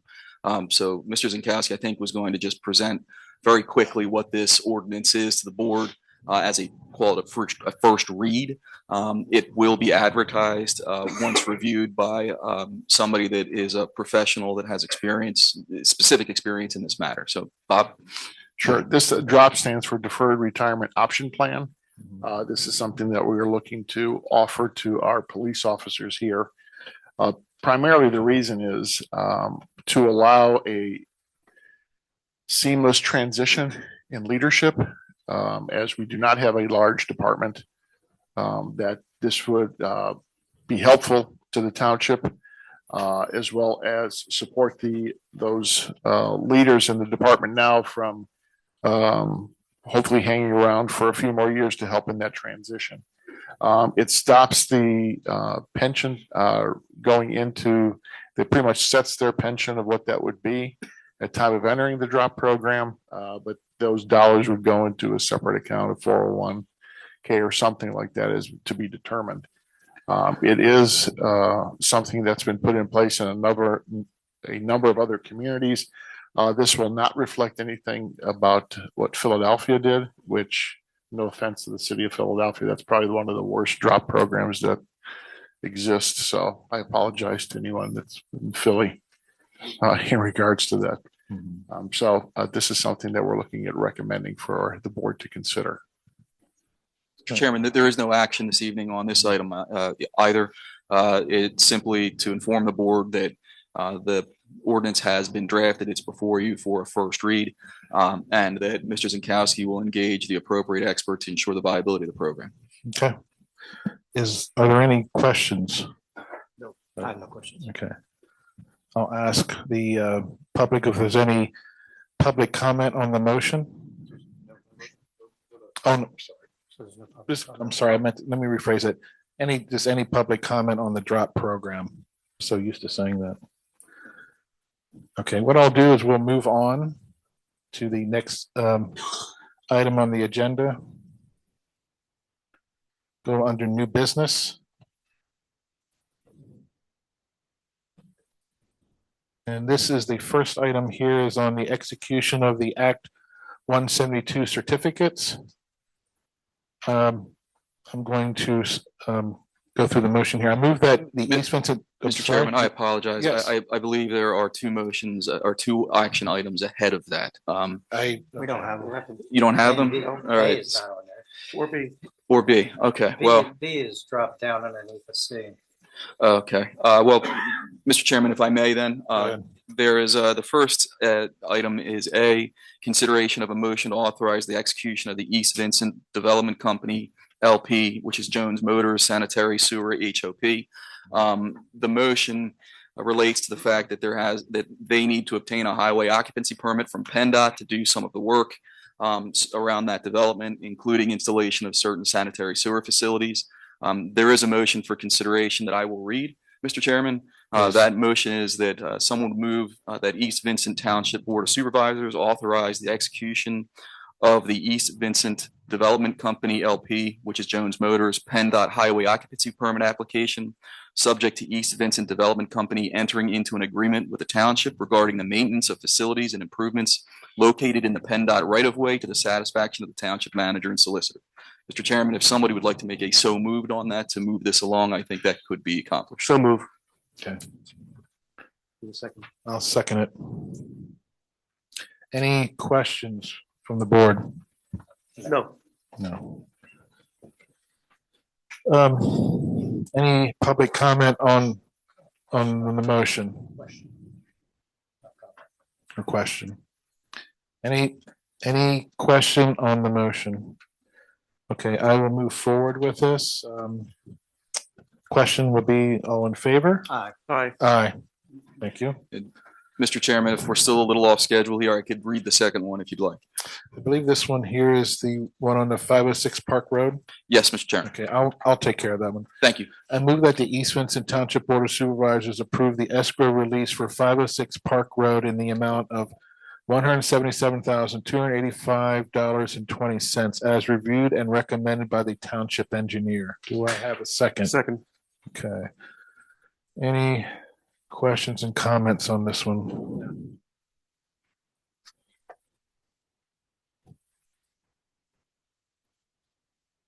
This is 506 Park Road.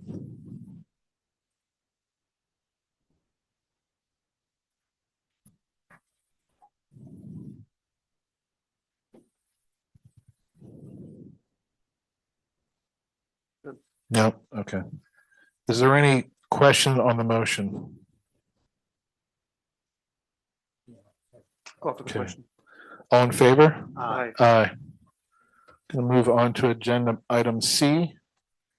I move that the East Vincent Township Board of Supervisors approve and execute the Act 172 certificate for firefighter tax credits through December 31st, 2025, subject to approval by the township manager. Do I have a second? Second. Okay, any comments? Is it just for 2025 or is it for 2026? Because when 25, thank you. I'm good. Okay. All in favor? Aye. Aye. Moving on to item D. I move that the East Vincent Township Board of Supervisors adopt attached resolution number 2025-19 approving the millage rate for 2026 as presented and authorize the chairman of the Board of Supervisors and Township Secretary to execute said resolution. Do I have a second? Second. Okay. Any questions, comments from the board? None. I don't have any questions or comments.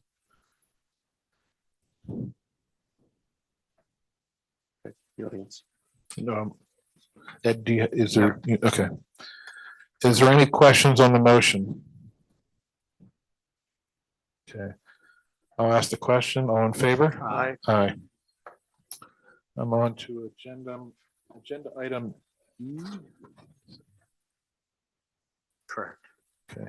I move that the East Vincent Township Board of Supervisors to approve resolution 2025-20 eliminating member contributions to the police pension fund. Do I have a second? Second. Okay. I would suggest we amend the wording of that. Go ahead. Okay, what would be your recommendation here? Well, it should be for a period because the way it's framed right now, it says we're eliminating it. But I would say for 2025 or is it for 2026? Supervisor Draco, the resolution that is attached to the motion indicates that it is for 2026. Right. So we should amend the motion for calendar year 2026. Yes, Supervisor Draco. Also include the amendment as Supervisor Draco has just stated. I second it. Okay. Is there any other comments? No, Yeah, at this Bob. point. Go ahead. Explain this, please.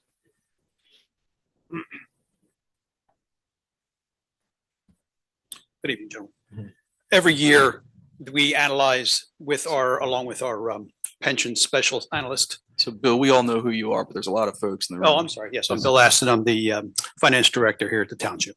Thanks, Bill. Pension actuary, you calculate it, right? Yes. And they double check to see where we stand as far as the police pension and recommend to us whether they feel that the township should have the police do a contribution. It's over 100. It's over 100% funded currently. 102, I believe, percent funded. So at this point, we do not, as the Bob and I do not feel that that's recommended at this time to have them have a contribution. Mm-hmm. All right. Okay. Is there any questions on the motion? Call Okay. for the question. All in favor? Aye. Aye. I'm moving to agenda item F. I move that the East Vincent Township Board of Supervisors adopt the 2026 budget as presented. We'll need a second to be able to talk about this. Second. Okay, so I'm not in favor of adopting the budget as currently presented, but Joe, Mr. Chairman, I think we should turn it over to Manager Zinkowski to probably explain where we are in the budget process, Okay. What advertisements have been made, if any, and where we are with respect to this budget in general. Okay. That's correct. Thank you. We've met several times in regards to the budget here. So everyone knows we are proposing no tax increase, no increases to the hydrant fees, no increases to the sewer fees, but still providing the same level of service for the residents and businesses of East Vincent Township, not only for 2026, but we're also proposing no increases in 27 or 28 either, which is most areas have not been at those types of numbers. So I want to give the staff a lot of thanks in regards to that. We are at the point now where we are at public hearing on the budget and looking to adopt the budget for 2026. So, Bob, just for the benefit of the public and the board, has this budget been advertised? Yes, it has. Okay. 20 days since the advertisement as required. That's correct. And Thank you. it's been available here at the township, is also on the website.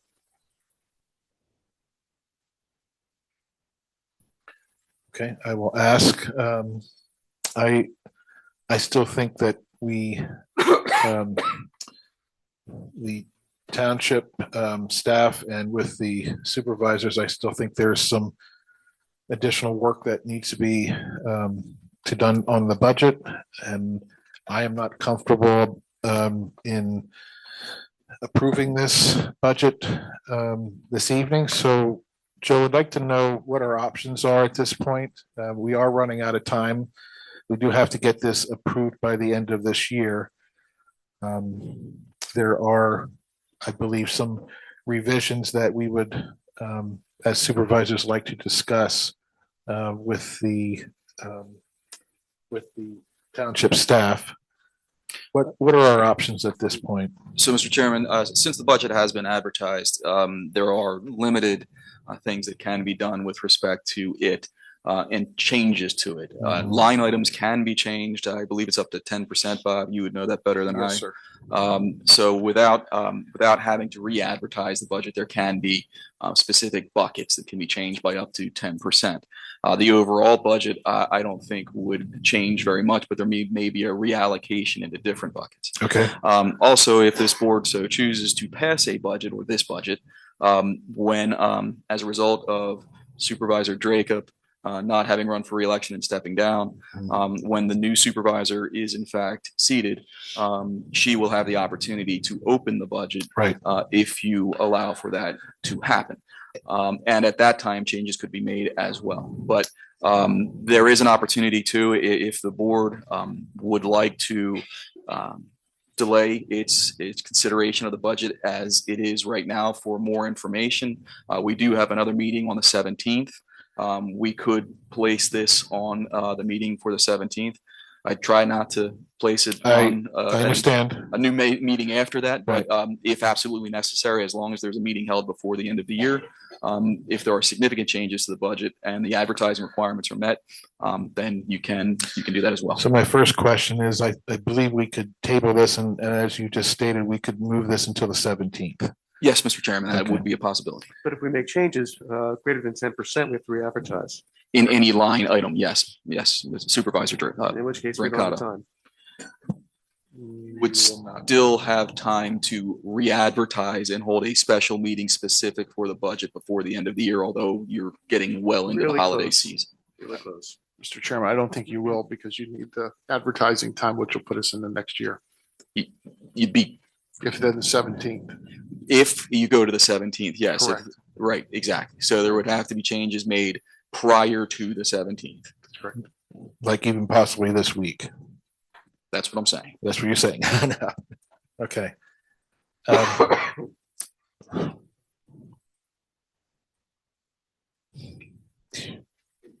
Mr. Chairman, not to belabor the point, but there is that 10% ability within each line. For each line item. And just to refresh my memory, when a new supervisor comes in, I know I had this option when I came in as well. Is it 90 days or 180 days that they have to open the budget up for revisions? Is it 90 days. Is it 90 days? Okay, 90. Yeah. Generally, it happens faster than that, but Right. yes, it's a 90-day period. 90-day period.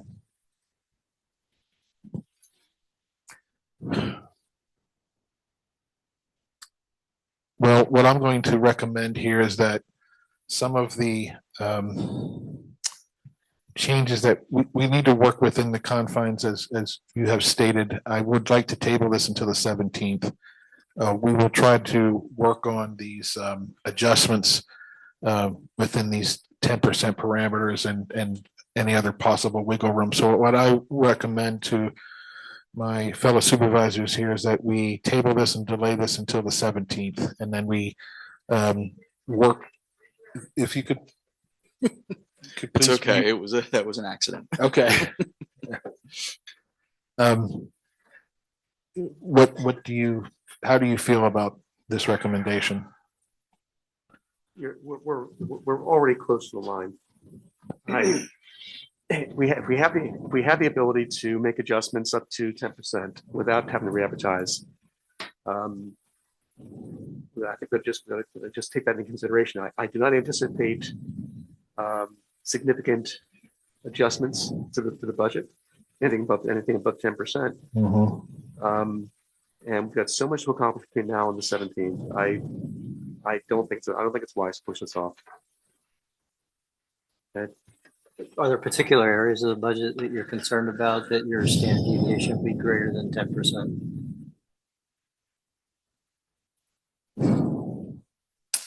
There are, and I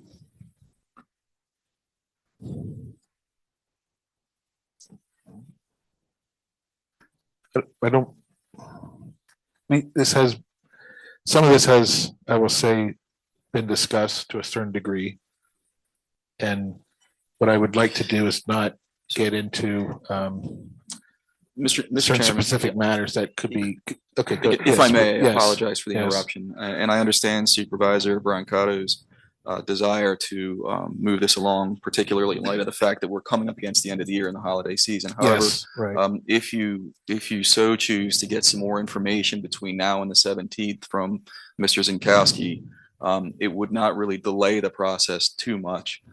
If the deviation were to go over 10%, you've run out of time at that point. But if there need to be some refinements around the edge between now and the 17th, I think those could be accomplished by manager Zinkowski and brought back before the board. Again, you wouldn't have to re-advertise that point. You'd be within that 10% deviation, and you wouldn't be opening yourselves up for a new budget process. Right.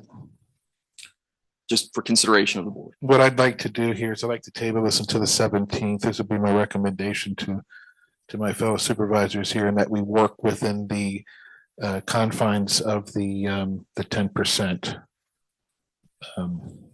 or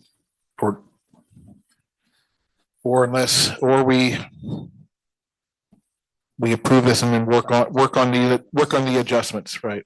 That's pretty simple. Because we still have to fit within the confines of the 10%. It's not going to take that much time on the 17th. Mr. Chairman? Greg is really going to work it. So, Mr. Chairman? Yes. If I may. Yes, go ahead. The board can adjust the budget every month if they want to. They can make changes, whatever they want to do every month. Well, and I know that we've talked about this in great deal in meetings and that previously that we've held in regards to the budget. And I had not heard anything if there were any concerns or questions. And we're on the deadline now, and not that we're pushing anything through, but I think we've put a very comprehensive budget together, and one that, again, looks at not increasing any fees or taxes for years, which I'm going to challenge any other community. If they have that kind of record, we would be looking at almost 5 years without any type of tax increase.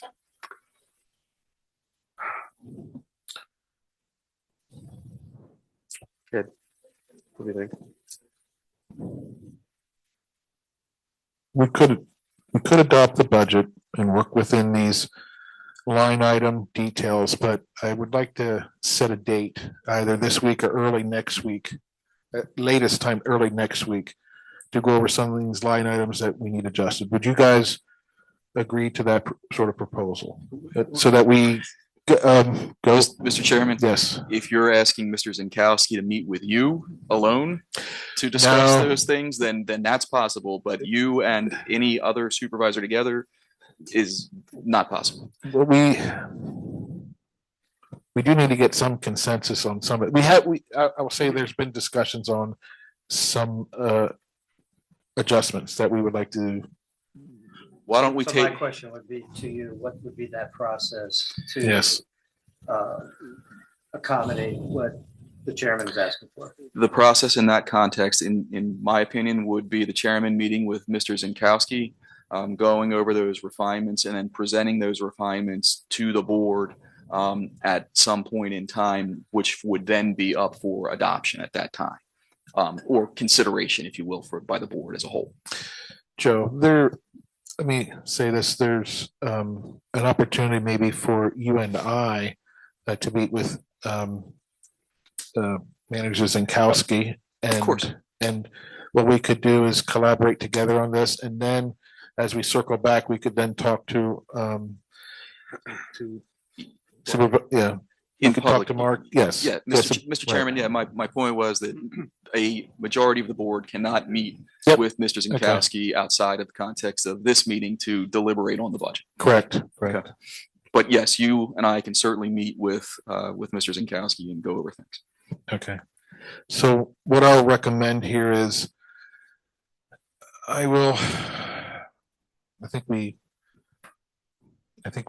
what we should do here is I will propose the question as far as we've already put the motion together. We've already done the second, we've asked our questions. I think the plan will be is I'd like to ask the question, and then there will be some refinements later on that the solicitor and I will work on with the township manager and the staff, and then we will present some of these changes. Mr. Chairman, I just Yes. want to make sure that there isn't any confusion. I think Yes. there was a motion and a second. There was a lot of discussion up here. I think that the next step would be to ask if there's any questions about the motion of the public, and Yes. if the board so desires, then you would call the question to move forward with the motion as presented. But Motion to delay. Adopt the budget as presented. But then, as we were just discussing, there would be some revisions, and then we would circle back, and then we would talk publicly. Joe, publicly by the 17th on revisions. Yes, Mr. Chairman, that is my understanding of the motion. Okay. So I'm going to ask the public, is there any questions on this motion before you? Should yell from the back of the room. If you have a question, could you come up here? If you give us your name and your address.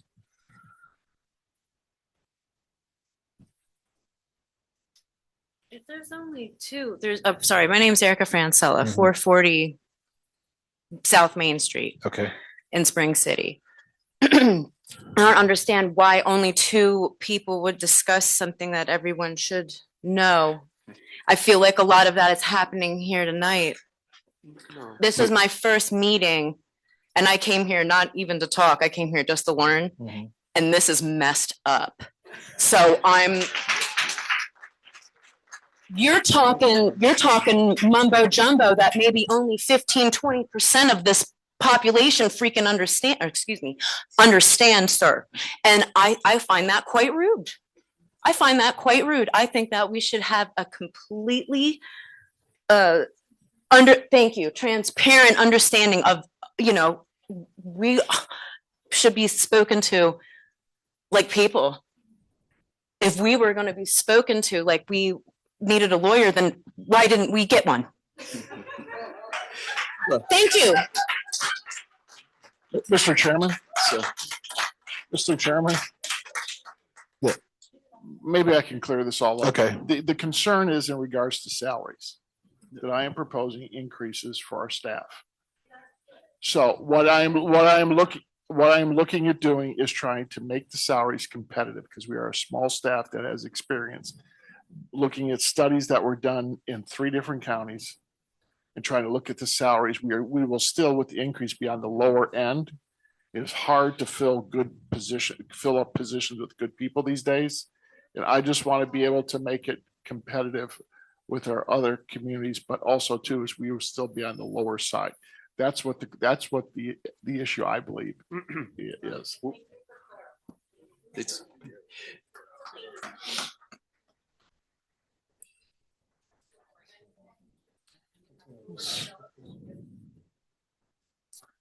But we could cut down on the comments right now. Thank you, but thank you for coming up and asking your question.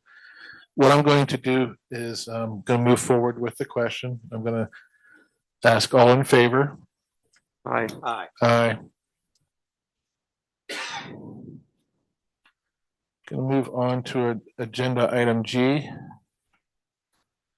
I move that the East Vincent Township Board of Supervisors approve and execute the township manager's employment agreement.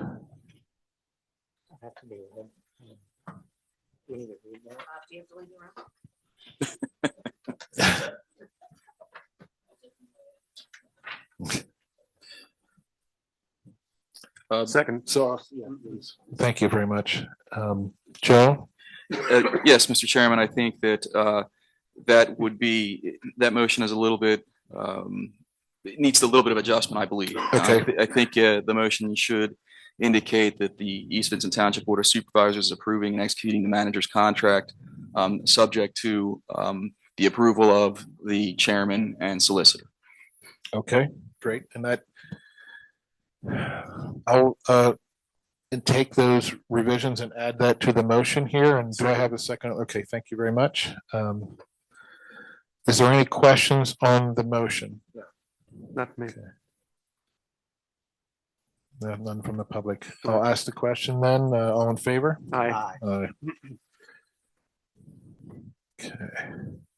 Item H, I move that the Easton Township Board of Supervisors authorize the township to issue a request for proposals RFP for rooftop solar panel installation at the municipal complex. Do I have a second? Thank you. We did go through this presentation before. I know that we were still we were waiting on a couple things as far as some validation on some of the cost savings. I don't know. Has any of that progressed at all? Bob, could you? Yes, and I know that the EAC has done a tremendous job on this, so kudos to them to bring this together as cost savings. What we were waiting for is actually the budget to be approved so that they can begin the process now that monies are allocated to move forward with the project. So when we go out for bids and get those proposals back, they will come before the board again for your further discussion and decision on those. Okay, thank you. Is there any questions, comments from the board? No. Is there any question on the motion from the public? So I'll ask the question. Oh, yes, there is one on. Okay. Oh. Hello, Molly. Hello, Molly. Hi, can everyone hear me? Loud and clear. Yes, we can. Great. Molly Wagle, 19 Carrigan Avenue, also a member of the EAC. I did want to follow up on some prior questions from the board. We did get feedback from PA Solar Center, an estimate for timing. Ultimately, certainly would be determined by the developer, but if the project, they did give us an estimate that if the project was approved in January, that they gave an estimate of completion by the end of March, which is actually much quicker than we thought. So February approval would be roughly April. Again, that could vary. We do want to get this in place, as long as the process and the proposals look appropriate, but we want to act as soon as possible due to the phase out of the Inflation Reduction Acts. We need to have, if we were to move forward to get those tax credits, we would need to have the solar construction in place by the end of 2026. And then also they did get back to us that PA Solar Center, they've never done a cash audit, but they do believe they can help with this. And the other thing I let Manager Zankowski know is that if they, for some reason, cannot, that's something that I could also help with. So I think between PA Solar Center and myself, we could certainly help the township with that. And maybe just real quick, because I know there were a lot of, there's a lot of members in the audience that were not here at the budget meeting, but this project is projected to deliver over $280,000 in savings for the township and the taxpayers over 25 years. In contrast, the cost of doing nothing with, as we heard, electricity rates rising, they did an estimate of conservative increases in electricity rates, and for that same 25 years, the cost of doing nothing would be payment of over $400,000. Okay, Molly, before you go. Yep. Just for clarification, the contract has to be in place before the end of 2026 to get the credits, or does construction have to be finished by the end of 2026? Construction needs to be finished in order to qualify for the 40%, I say tax credits, but it'll be a direct pay for the township. Thank you. Sure, thank you. I'll just ask the public, is there any questions on the motion? Call for the question. Okay, all in favor? Aye. Aye. Then go to agenda item I. I move that the East Vincent Township Board of Supervisors approve resolution 2025-21 LSA grant application for a public works truck and blower in the amount of $140,745. Do I have a second? Second. Okay, any questions? Just one. What would the matching funds be on our side? Okay.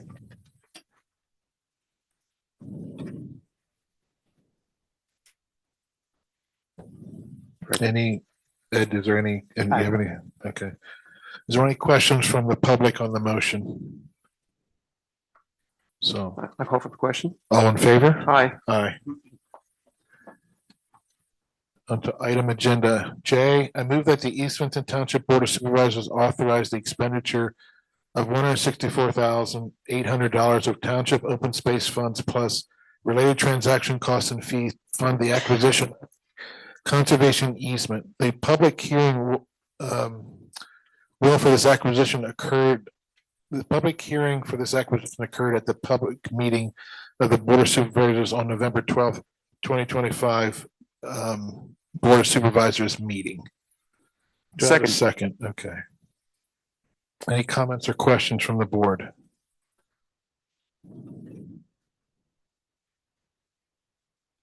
The motion doesn't specifically say that it's 131 Keene Road, but we know that from the attachment. But the audience might We not need to know. Modify the motion. I think the motion is to pass the resolution. So as a result, the 131 Keene Road and 21.6 acres more or less is incorporated by reference. Okay. Thank you. Okay. I'm nothing further. Is there any public comment on this motion? Any question? Call for the question. All in favor? Aye. Aye. No. Oh, you did have a question? She should be right yelling from the back. If you could. of the room. Correct answer is no.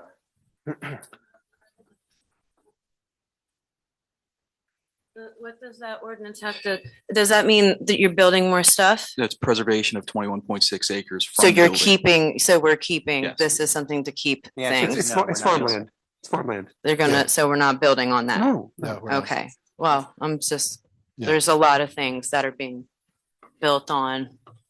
Just a question. Okay. Thank you. Okay, thank you. Okay. Could we have a brief summary here of the, Bob, your report? No report, okay. Solicitor's report? Mr. Chairman, in light of how long this meeting has gone. no Gotcha. report. I don't have to say anymore. Okay, so we are at the public comment section. This is the second one that I spoke about before. So why don't we, Haley, why don't we start and we look at the residents list again now, you know, I don't know if we took anyone's public comments from online. We'll, there's a question about the time limit. Let's plan for right now that we'll go, and I'll see how you feel about this up until 11 o'clock. I know it's getting late. Is that something we'd be?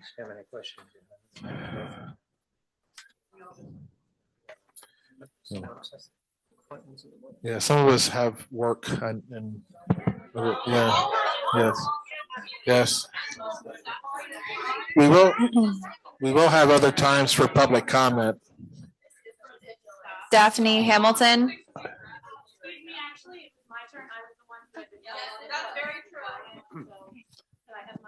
Sure, please.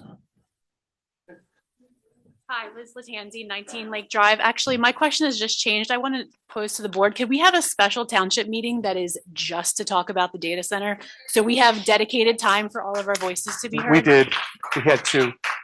When are those? When are those? We had them. We already had two. Okay, well, are we going to have more? Because clearly there's a lot of people whose voices have to be heard. The situation is moving forward, so I think that more need to be scheduled so we can all have our voices heard. In a bigger room.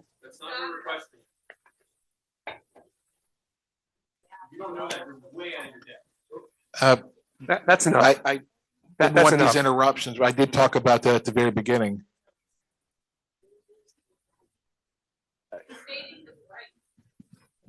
So perhaps. Please, folks, please. Please, just try to cooperate with us, all right? No, please, no comments from the audience, please. I'm just going to provide a warning, please, over here. No more comments.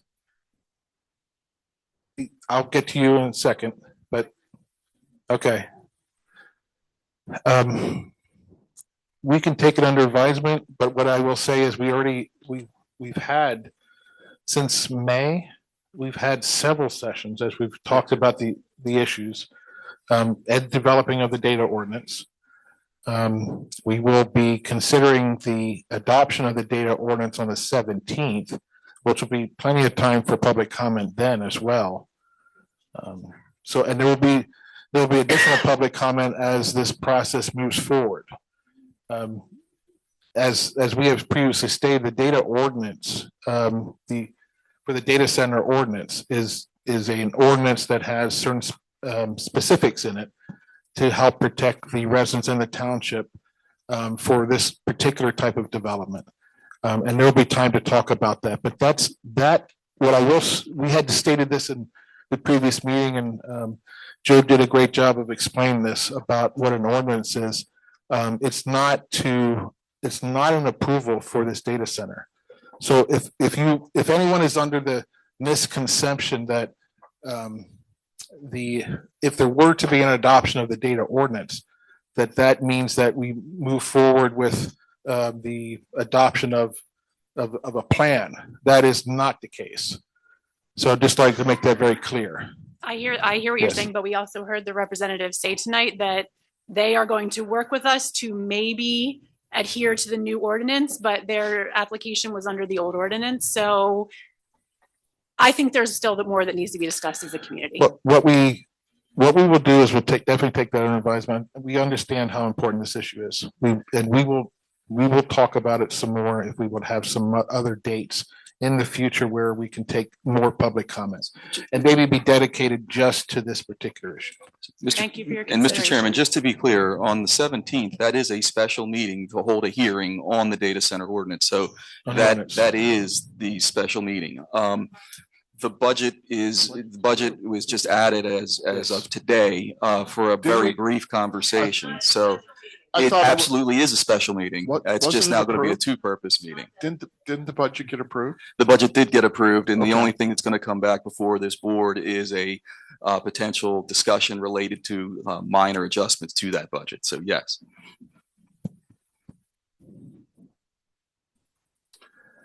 Okay, so what I would like to do here is I know there was probably some people online that wanted to have make some comments. Is there any residents on there in the public comment section that we could maybe give them an opportunity to ask a question or comment.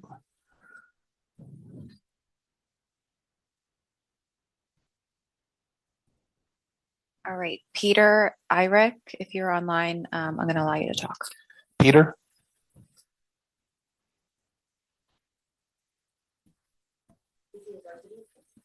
Yes, he is. Hi, everyone. I'd just like to pass my time along to the folks that are in person. Thanks. Okay.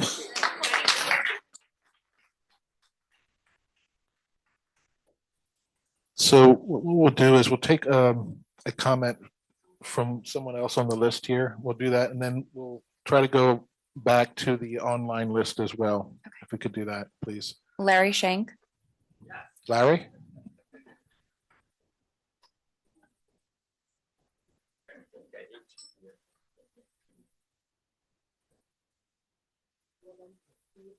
Does this come out? It might, yes. Larry Shank. Wow, that's loud. 130 Shady Lane. I live right behind Pennhurst, so less than a quarter of a mile If you could as please, the crow flies. if you could please address the board. Please. Sure. So I'm close, right? Right behind there. And I know in an email last week, I posed a question to the board members.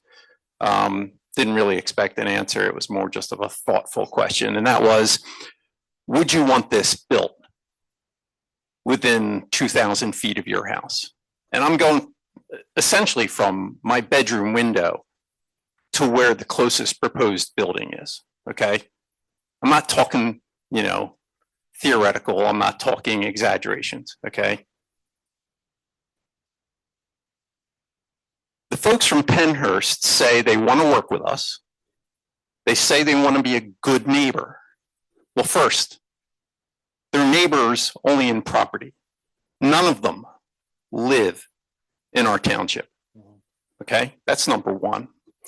Number two, the last time I remember meeting with anybody from Pennhurst was 3 years ago, August 22nd, right here in the back of this room. A proposal was put in front of us. There was discussion. And to my knowledge, there was never a follow-up. And there was never a, what would you like to see here? What would work for you? How would this work? It was, here's what we're proposing. That's not working with us. And also what's not working with us is coming here and saying that this is what we're allowed to do. And if you don't give us what we want, we're going to build something that you like even less. That's not being a neighbor. That's not working with our community.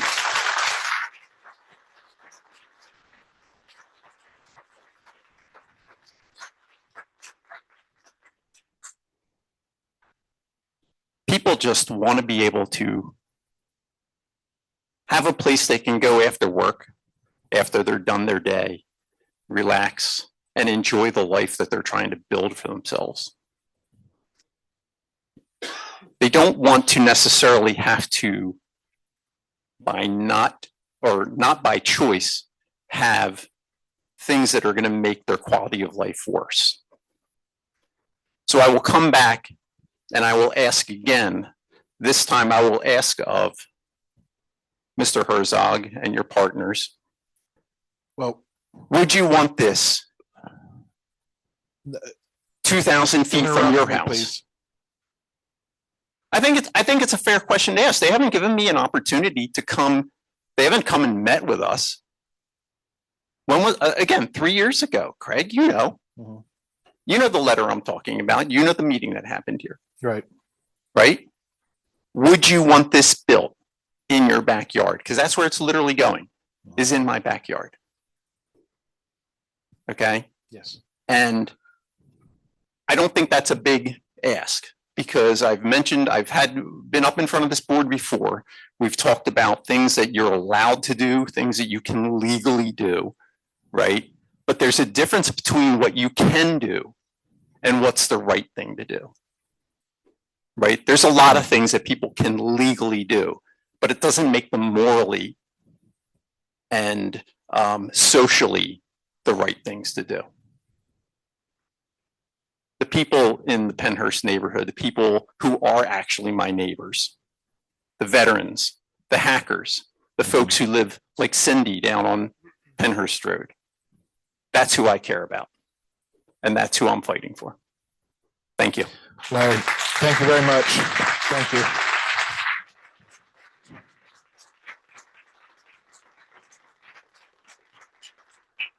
Haley, if we could go to someone online, please.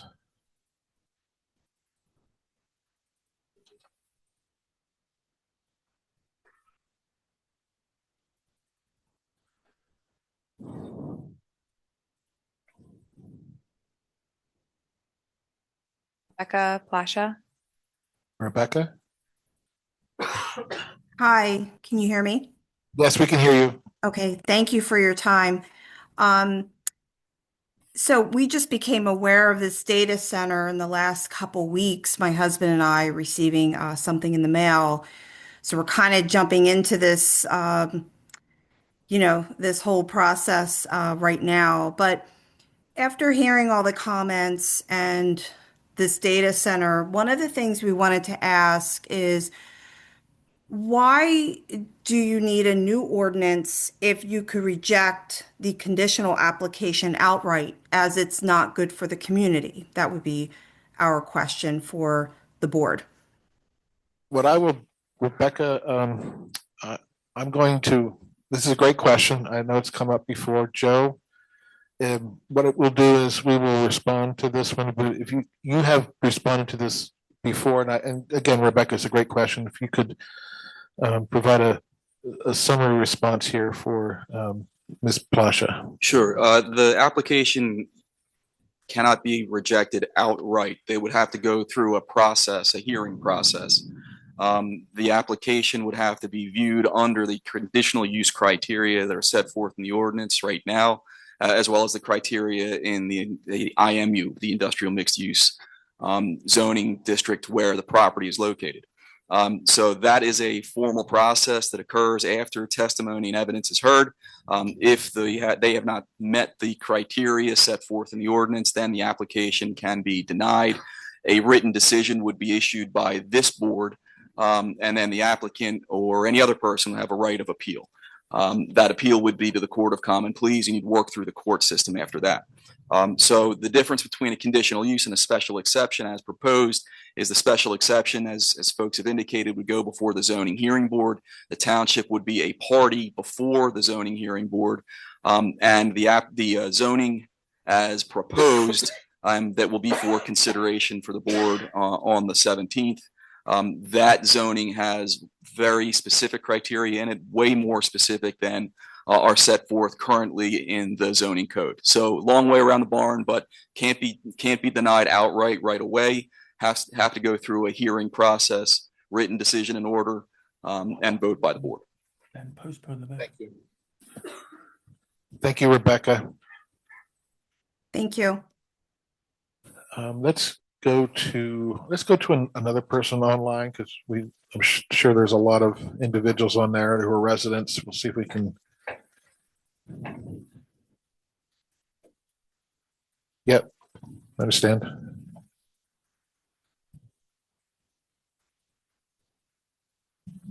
Dan Kooks. Hello, Dan. Dan? Sorry. Thank you. Had to click through some allowances there. I'll also yield my time back to people in person. Thanks. Okay. So let's pick someone else on the list. Jane Clark. Jane Clark. Jane wants to be skipped, I believe. LB Lumen. Okay. Cindy Ramsey. Cindy.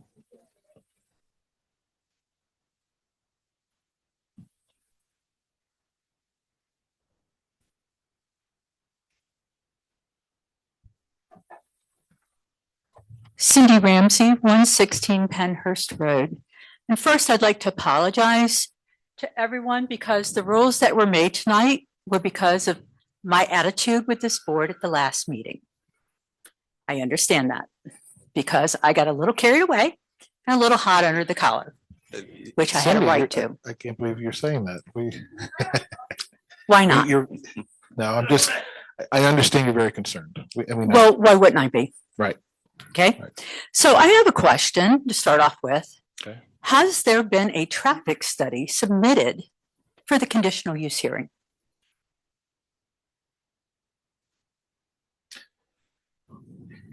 Short answer, yes, a traffic impact analysis. Yes. Has anyone talked to all of us about what that entails? It's the same traffic study that was done 3 years ago for the same property. Just a different name of an engineer on it, submitting the same plan, which means let's widen Brown Drive. Let's modify Dunlap, Brown, Pennhurst to township standards.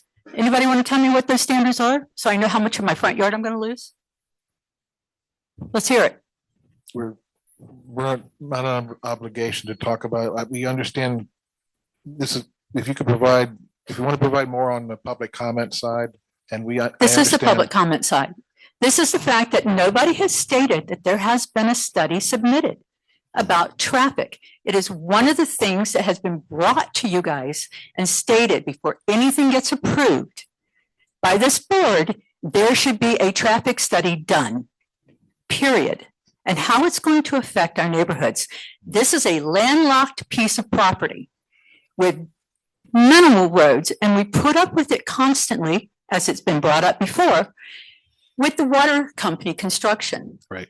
With the trucks, the cement trucks, the 18-wheelers, the whole 9 yards. The people that go back there during the asylum. Oh, yes. Right. Oh, yeah. Well, let's not go there with the I know, asylum. yeah. You don't want to get me started on that one. Because, my understanding, he was permitted to have an asylum. I didn't hear anything about car shows, beer gardens, haunted, hunter ghost stuff that happens at other times during the year. Nobody responded when we found out that the land was still an active brownfield site that never properly got cleaned up. I called the township. When did I get a call back? I said, there shouldn't be anything going on down there. There shouldn't be people on that property. And I got ignored. And now you're finding, oh, wait, there were deficiencies. Oh, shoot, maybe nothing should have been put there. And this board, you might not have been around then, but you're here now. And you need to answer to us, the public, with this situation going on. There shouldn't be anything going on down there until you know it has cleaned up. The hackers have talked to you about what they know. Steve worked there. And you're talking about a traffic study that's going to be in their, widen Brown. You can't widen Brown without taking people's property. I'm talking about putting it in their front yard. Let's just run a street by their front door. Okay. I mean, my house lit's close enough, but I'd like to know what is our township's rules on roads? It says modified to the township specification in this. Yeah, I've read it, 280 some pages of this report. Thank you. And you think I'm not upset? I have every right to be. 41 years, 40 years, almost 41 years in my home. And now I have to think about what you're going to do to the roads to make it possible for them to have a data center that's not healthy for any of us. I mean, I already have health issues. I mean, I'm going to be on chemo for the rest of my life. I don't need another health issue right up the road from me. I don't. I really don't. And neither does anybody else. I have a son that had stage 4 colon cancer. We have health issues all through our neighborhood. How do we know it's not been from all the stuff that already been disturbed down there when they took buildings down? Because we already know they took buildings down. We don't know what they did with the stuff. They came down our street, we know, because in the middle of the night, you had these wonderful dump trucks flying through. And now we really are trying to tell you people, this is our lives. It's not worth their money for the rest of us to just give in and go, oh, great. We've built our lives here. I guess Pam said, I guess we'll die here. Maybe not of our own accord with the way it's going. But We all know from everything that we've brought to this board how toxic data centers are. Period. And if you don't listen to your constituents, the people that live here, the people that vote for you, the people that have asked you to come here and represent us, not them, not the money. I mean, you know, you just got to start thinking about what's best for the people and say no. For once, just say no. Thank you. Thank you, Cindy.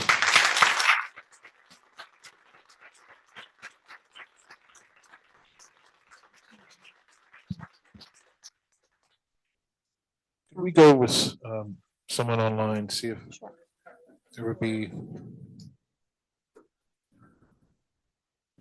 Walter Gauger. Hello, Walter.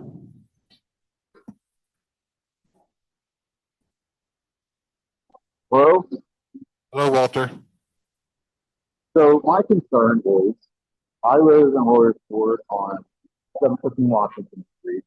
I'm a former firefighter, gained status because of life gain.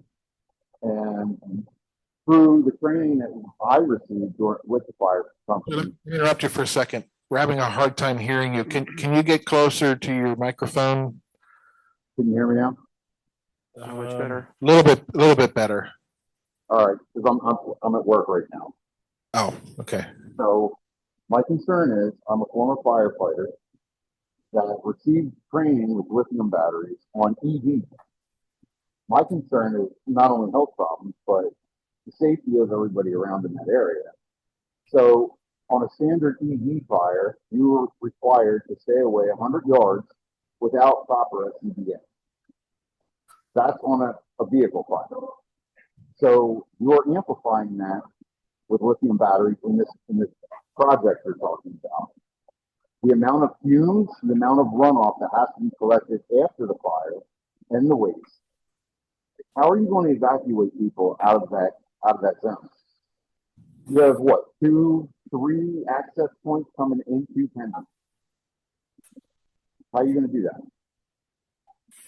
So the emergency, these people don't understand what the emergency services have to contend with when dealing with it, because these batteries don't stop burning until the energy is released.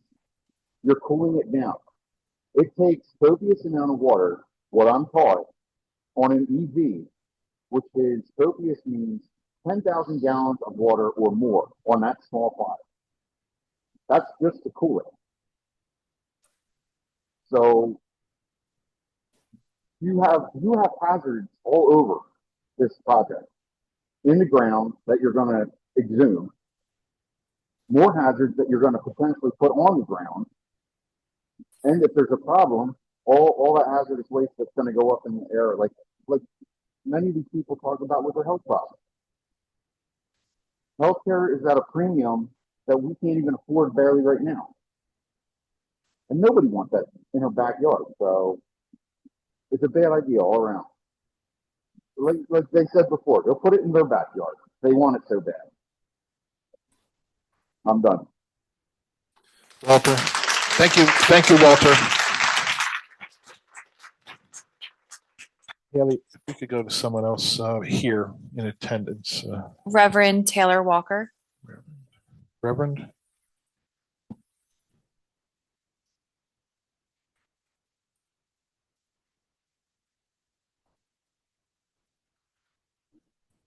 Hi. Hi. My name is Reverend Taylor Walker. I'm the pastor of Zion of Spring City, 39, Bonnie Bray. Many times tonight, the word that has been used to describe stipulations in the land use ordinance has been reasonable. The restrictions have to be reasonable.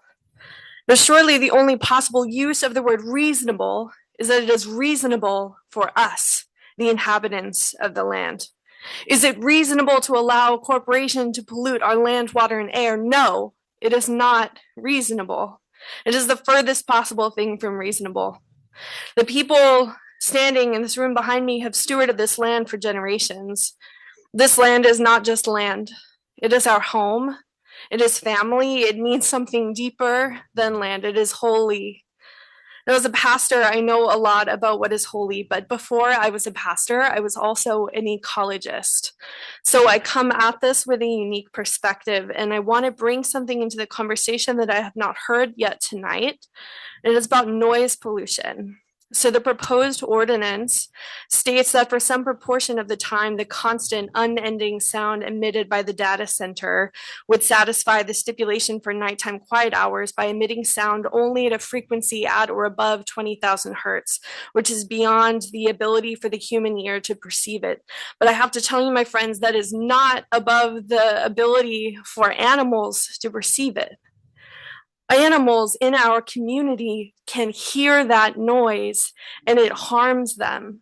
Animals, pollinators, insects, small mammals who live in the forest, even birds, they rely on what is called ultrasonic communication or ultrasonic sound in order to navigate, in order to communicate. So if we are filling the airwaves with sound that we can't hear, but they can, it will destroy them. It will hurt them. There are already malaria epidemics happening in places where the bat population has been sufficiently diminished because of this ultrasonic sound that is everywhere. Now, another thing that I want to say to you is that this area of Pennsylvania is home to 23 endangered species, and every single one of those species uses ultrasonic sound to communicate, to navigate, and to reproduce, to find partners. That means that every single one of those vulnerable, precious, and endangered species would be harmed for sure by a data center that is built in our neighborhood. I ask you again, is that reasonable? A reasonable person would say, no, it's not. The constant sound that is emitted by the data center would have a profound negative effect on this land that is damage that could not be undone. We cannot bring endangered species back. We cannot restore ecology in already harmed land. I'm feeling this sense of despair because it feels like there's no way for us to say no. And I'm hearing from you that you haven't said yes, right? You haven't approved the data center. It's not like the data center is for sure being built, but it seems like it's going to be, because I'm not hearing anyone say, no, we put our foot down and we said, actually, that's not happening here. And there's a place in Virginia where my parents' family are from. They call it Suicide Row because of all of the data centers there. The noise makes people want to die. It's so constant. It never stops. And who is benefiting from that? It's not them. It's not hardworking people. It's some rich guy super far away. Our parents, our children should not bear this burden. Neither should the precious species that we share this land with. We have to do something about it. And as far as I can tell, you are the only people who can. So I'm asking you to stop it. Thank you. Thank you, Reverend Walker.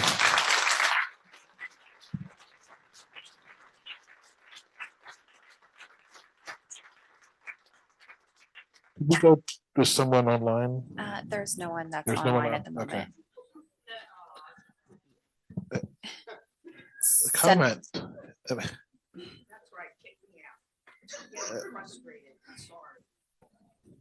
Senator Mm. Muth. Sorry, Mr. Chairman. Go ahead.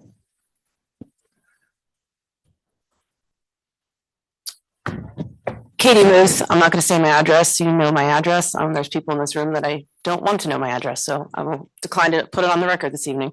I'll be brief. I want to comment on the first responder that just spoke about the planning part.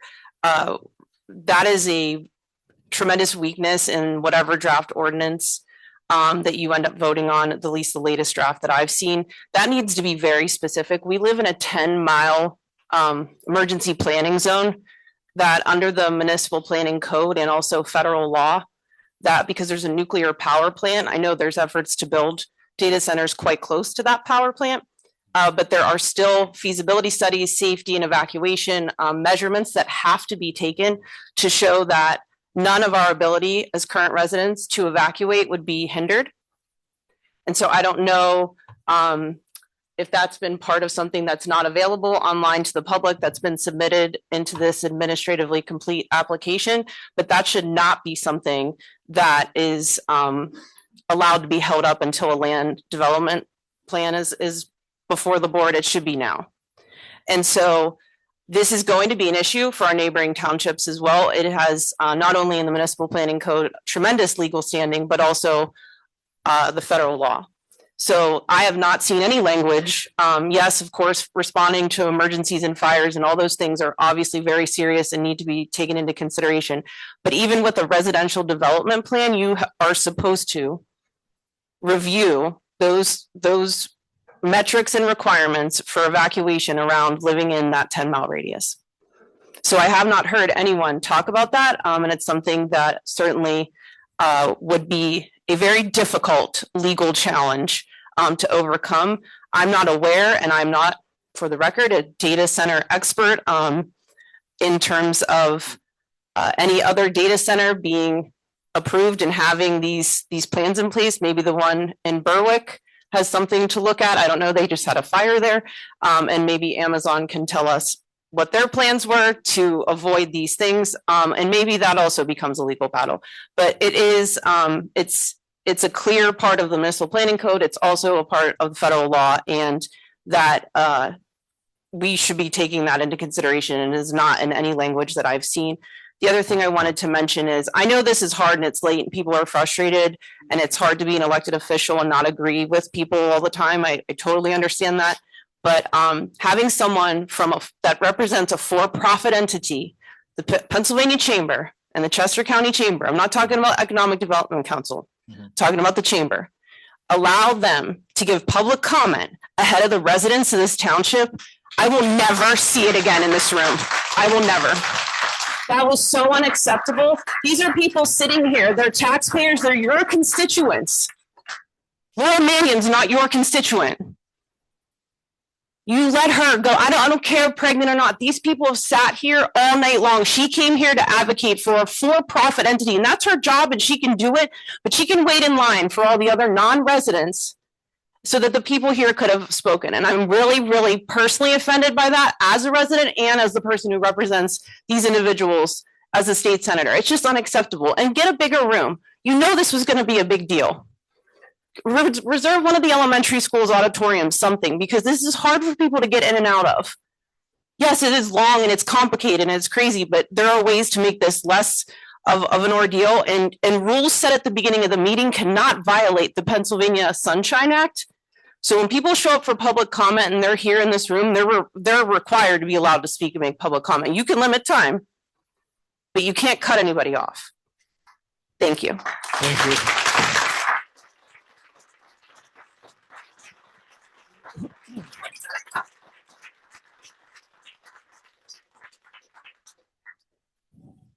Glennon Rose Deary. Dina Hitchcock. Dina?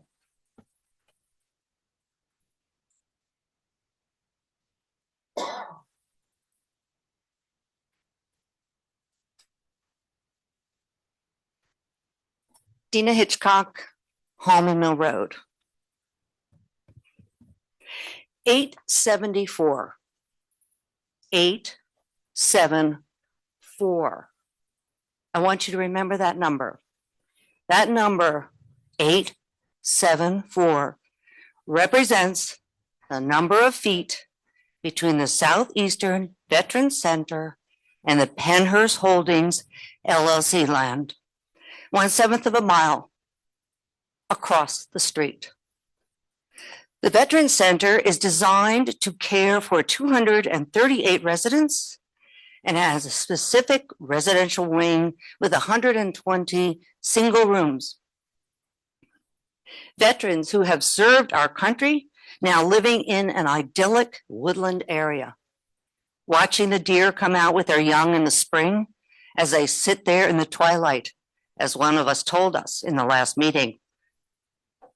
Do we want to see that peace for them at the end of their lives destroyed by this potential undertaking? I say no. I am here to support these veterans. I am here to say that this is a totally inappropriate place for a data center, the noise from which could sound like a highway 24/7, 7 days a week, 365 days a year. And it is egregious to even think of putting this data center where it is proposed. I want to also note that our current zoning code for the IMU states in section 272801.b encourages only those types of uses which would not constitute a hazard or nuisance to the population of the adjacent areas.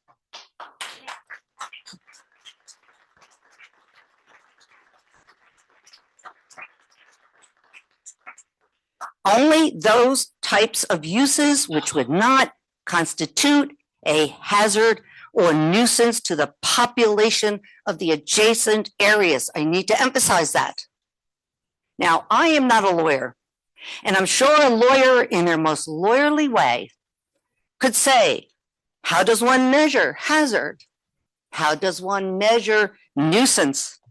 I confess that I do not have those measurements, but I do know that the sound of a highway 24/7 in your backyard, a sound that never ends, is a nuisance.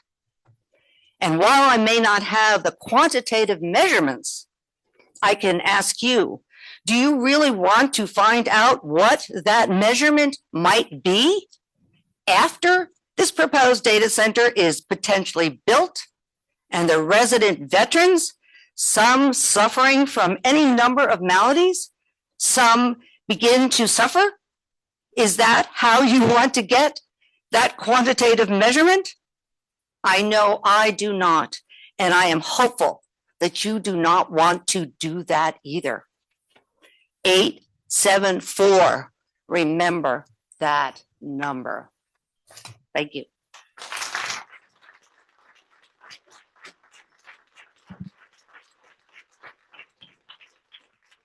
Thank you, Dina. Vienna Saunders. What was it? Deanna? Vienna. Oh, Vienna. No. Nope. Okay. Constantine Miller. No. Jeff McLaughlin. Jeff? Darwin Elise. Darwin? Nope. Okay. Rebecca Klinicki. Bob Palmer. Wait, Rebecca?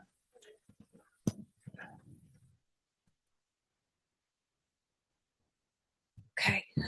So first, I'd just like to say that I also have 2 young children at home that will have me up before 6 a.m. before I go to my full-time job, and I'm a taxpayer, so I also would have liked to have gone earlier. I just moved to East Vincent, actually in September, about a mile from Pennhurst. Lucky me. My husband and I dreamed about the home we're in now for many years. We used to drive around the area dreaming about giving our girls a backyard to play in. But now, when I see my kids in their backyard, instead of the joy and satisfaction that I thought I would have, that we were able to give them this, I feel fear. I think about this data center and everything that could come with it. I wonder, will my backyard be the peaceful break from the world it is right now, or will we be subjected to the constant industrial humming that we have heard so much about? Will the air in my backyard be safe for my kids to breathe during the construction process, or will there be asbestos floating through it? Am I going to have to lie awake at night and wonder if our well water is safe? Am I going to have to worry about my 4-year-old and my 9-month-old getting cancer? There is no dollar amount that would make that acceptable. Back in September, this board sent the draft ordinance to Chester County, and the county's recommendation per the response letter that was sent back to you was for us to go about this through conditional use, that it would be more protective. So tell me, as our elected officials, wouldn't you want to do what's in our best interest, not the best interest of this developer?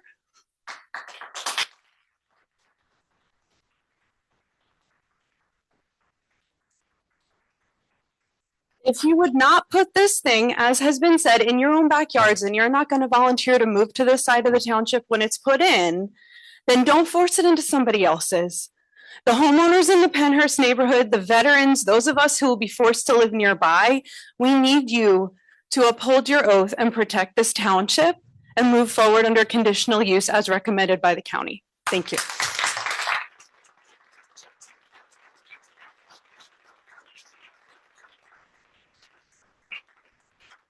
Thank you, Rebecca. Bob Palmer.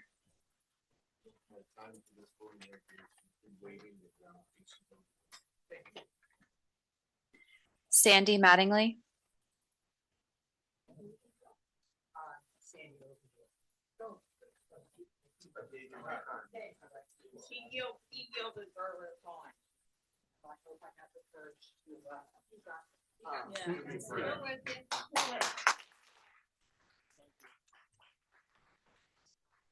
Sandy, what's your? I'm a resident of Spring City. I am basically the neighbor of Pennhurst LLC. I've been so since 1987. And my frustration is I have not seen the neighborly, what we've talked about as far as what they intend to do to make this collaboration amongst the residents. You know, what you've seen in the past should relate to you what is going to happen in the future. And this is our future. This is our residence. This is our homes. This is not something to be taken lightly. And what I'm saying is, I mean, you know, all the like having a bloody Valentine's Day haunt, you know, having Halloween, holiday horrors. These are the kinds of things that are manipulated so that people can generate money to their coffers. And these are the same kind of people who are talking that they're going to be offering us some stability, some job offerings from what I read, and I just saw the signs and to come to this, it brought me to my knees because I saw that Pennhurst has not in any way, shape, or form benefited this community. And for us to say, all of you, I'm scared because I don't have the knowledge to even know what the quantitative measurements with which to make the laws that the conditions that you're making before the board. Are you qualified to know that 500 feet is acceptable? Are you qualified to know that the traffic study that was done 3 years ago is acceptable? I mean, there's 3 roads that go in and out of there, and I'm on one of them. I've already seen it's a lane and a half. There's no way that we cannot impact our community in a negative way that's going to benefit in a positive way. I don't see any benefit from that. I didn't know what a data center was, and I did some research. I'm a person who needs to know information, and I'm sure all of you are people who need to know information. I looked at Michigan. Michigan was one of the states that had the most data centers, and all of the promises that were given to them about more employment, better jobs, economic development, none of those things came to fruition. What happened was energy rates going up, homes being, property values going down. And Michigan was one of the, impoverished areas where they thought, oh, this is going to benefit us. We're finally going to get some industry in here. I think that this board, this area, the reason why I want to live here is the fact that we have such a beautiful community. We have parks, we have beauty, we have nature. That is a resource we will never get back again if we squander it. That's my question. Then I would wish that you would read what I did. And it's not fear mongering or anything. It's basically an MIT study that says that basically none of the promises that were fulfilled by these companies, corporations that put in these data centers really came to fruition. There was no benefit. Basically, it took away from their tax dollars because their assets were not being taxed. Only the property was being taxed. It didn't add any benefit to the communities because the property values went down. People left. People do not want to live there. So think of the consequences. You're thinking economic development. I'm saying it's not economic development. Our resource is our beauty of our township and our area and our community. That's the real resource that you have to protect. That's all I got to say. I hope I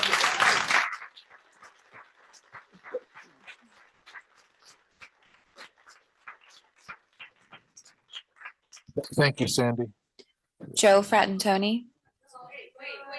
Wait, you told me next. I'm giving my time to Christine.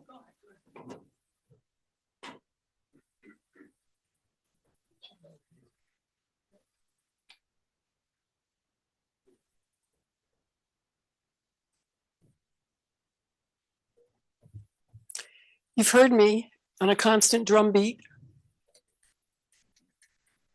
Come up with a better idea here, folks. I'm here representing East Vincent Advocacy. And I want you to know, again, and people who haven't heard this, East Vincent Advocacy conducted a multiple months-long in-depth analysis and framework with the hopes to provide a reasonable, community-centered path for evaluating any future data center proposal. I had a birthday party recently, and my girlfriend said to me, well, we've been eating, living, sleeping the data center. Are we really going to be able to talk about anything but the data center? Because that's been my life. We grounded all of our research, and you've heard it. It was in strong environmental, public health, welfare, and historic preservation standards. But I want to tell you that as we examined the extraordinary impacts of a 550 megawatt hyperscale data center, combined with the continued, and I mean this because I haven't had the door opened again since September, serious deficiencies of the current draft ordinance, it has become absolutely clear that East Vincent Advocacy cannot support such a facility at Pennhurst. People talked about what's reasonable.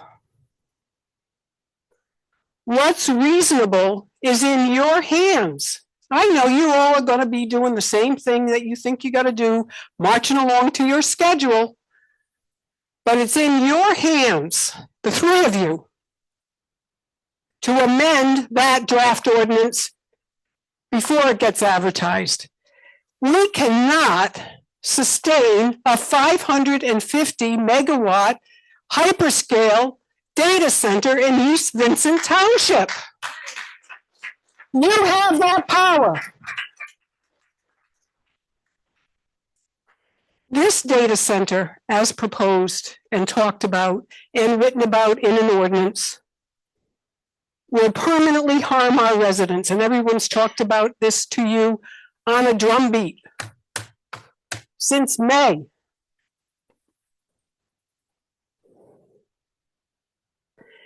You're going to industrialize a national and state heritage river valley. You're going to degrade Pennhurst. You're going to obliterate Pennhurst as an historic National Register eligible district area. You're going to disrupt wildlife and the farm that they recently, the hunts, preserved forever. You're going to unravel You're going to unravel the rural character that all of us have fought for so long to protect. You're going to replace Keep It Rural. Oh, yeah. It's going to be the beginning of an industrialized data center alley. Think what's happening in East Coventry next. Is this truly, I mean this, fellas, is this truly the legacy that you want to give and be remembered for? You all know how everybody is upset about Jones Motor, but boy, you haven't seen anything until we see what happens with this data center. That was nothing. I trusted my vote in two of you. I have to say, Ed, I didn't vote for you, sorry. But that's just me. But I worked hard for you guys. I really did. And it's just a critical moment in this township's history right now. And you have the power to say no to this hyperscale data center. I understand you have a legal obligation for a data center that meets the minimum Pennsylvania law for every single use in this township. Since we're not part of a regional plan, we're not part of regional zoning.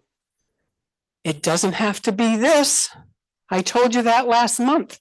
I didn't see any changes coming in on the ordinance. I guess you didn't hear what I had to say. You know, half of King of Prussia Mall will be here, the scale of this. But it's bigger than that. I want to say one last thing to you. It's bigger than that. Because when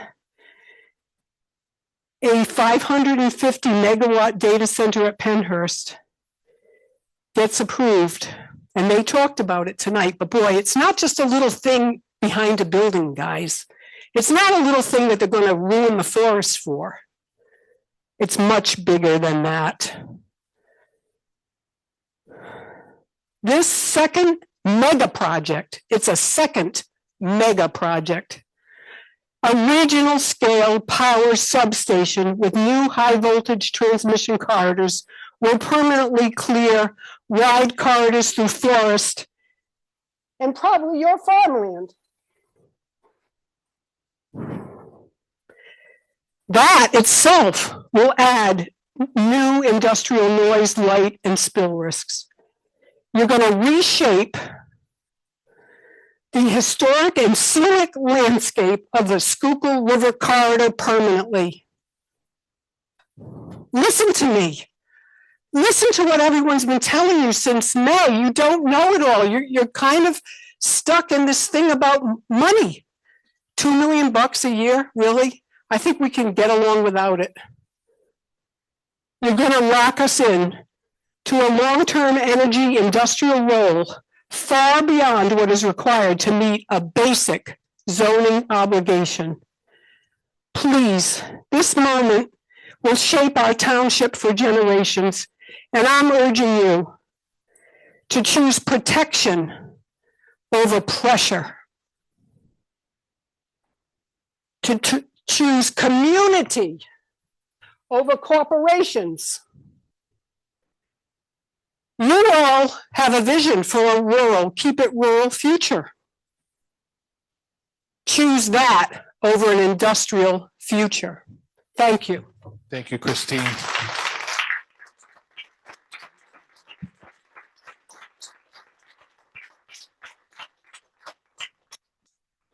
Joe Fratantoni.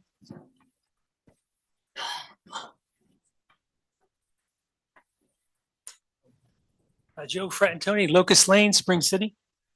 I just have a general question. What recourse would the landowner have if the data center is not approved? And what other options would he have?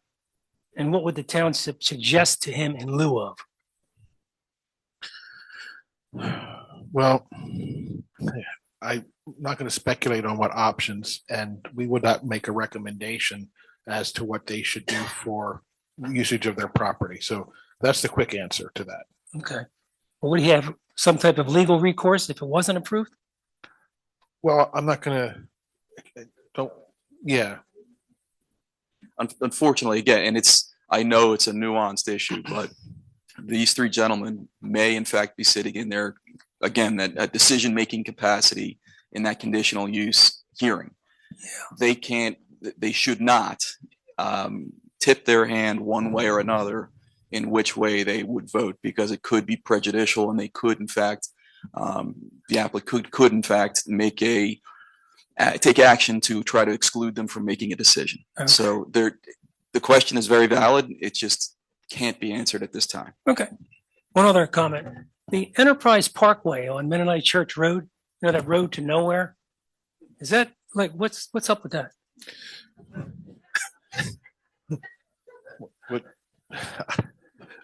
Bob, if you could maybe address this with the gentleman either today or maybe later. Sure. The road, there were plans for continuing to build on certain lots there. It will have an access into the back, I believe, the back end of the Jones Motors property as well. Oh. So that's kind of where that stands at. Oh, okay. All right. But Just curious. we recently cited them because they don't take care of their property. Oh, okay. All right. Thank you. Thank you, Joe. Norm Rainier. Chuck Baker.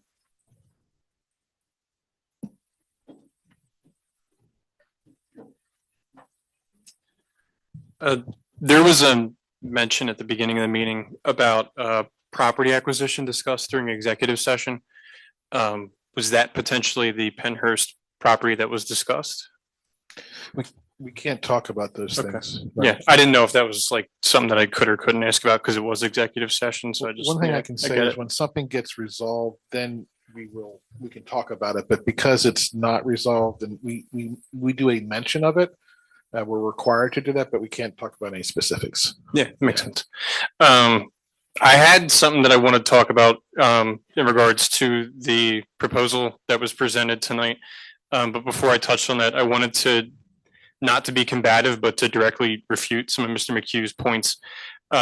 Closed loop intake systems are not new and unique. They are innovative, but we do have a historical reference for one in the region, and it is the nuclear power plant. They do have a closed loop system, and my understanding is that it's buried underground because of the noise concerns. So any other type of suggestion regarding closed loop systems and their intake and exhaust fans not making that type of noise is disingenuous. A data center substation in collab with Pico and PJM, the grid interconnection that I talked about at the last meeting I was here, that the cost of that would get burdened by us, the taxpayers. That gets socialized. It's on our bills as delivery and supply charges. That's not a community benefit. You can tell me as much as you want, increasing my bills benefits me. It doesn't. I don't use AI. I write my own grocery lists. And to say that the references are from data centers is also disingenuous, because the amount of gigawatts in this country in the last 5 years has more than doubled. And most of the data centers in existence have been built since 2021. So they're all recent examples. And the business need for the data centers being driven by AI wasn't in existence prior to that.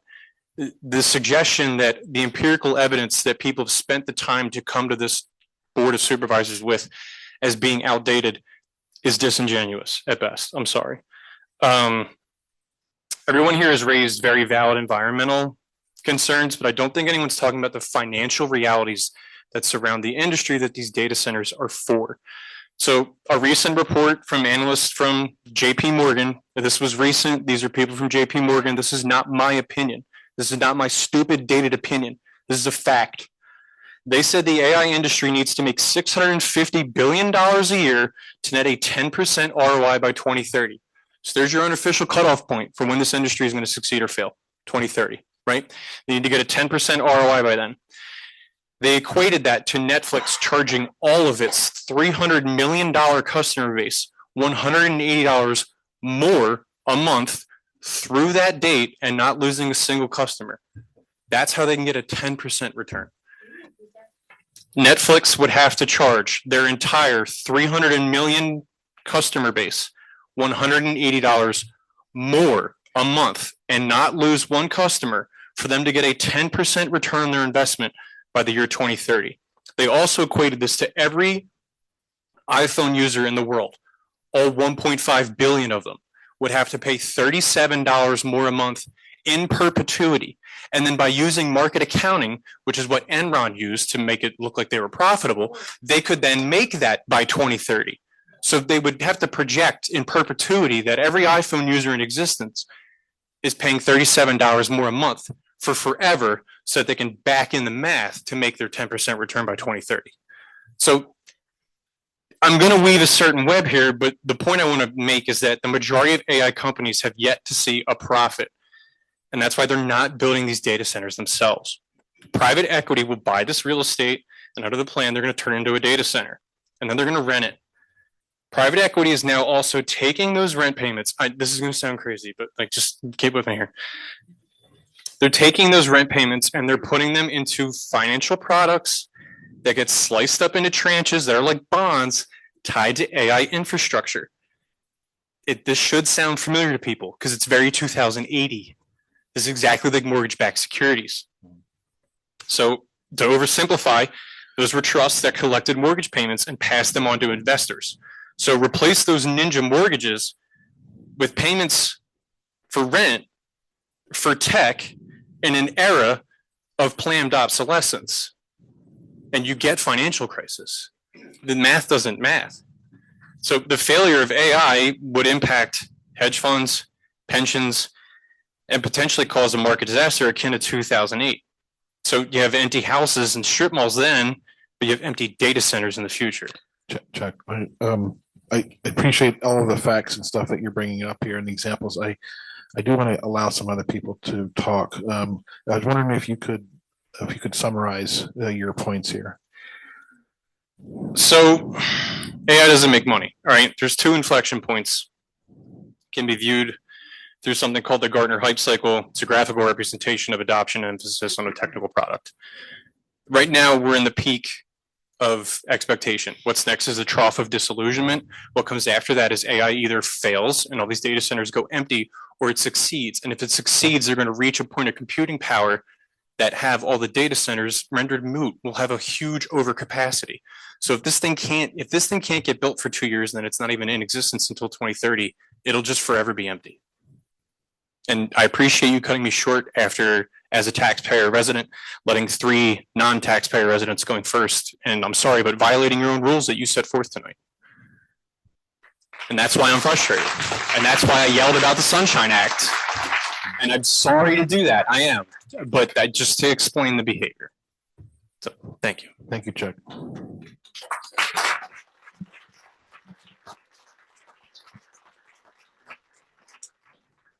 Maria Valenti. Elaine Melito.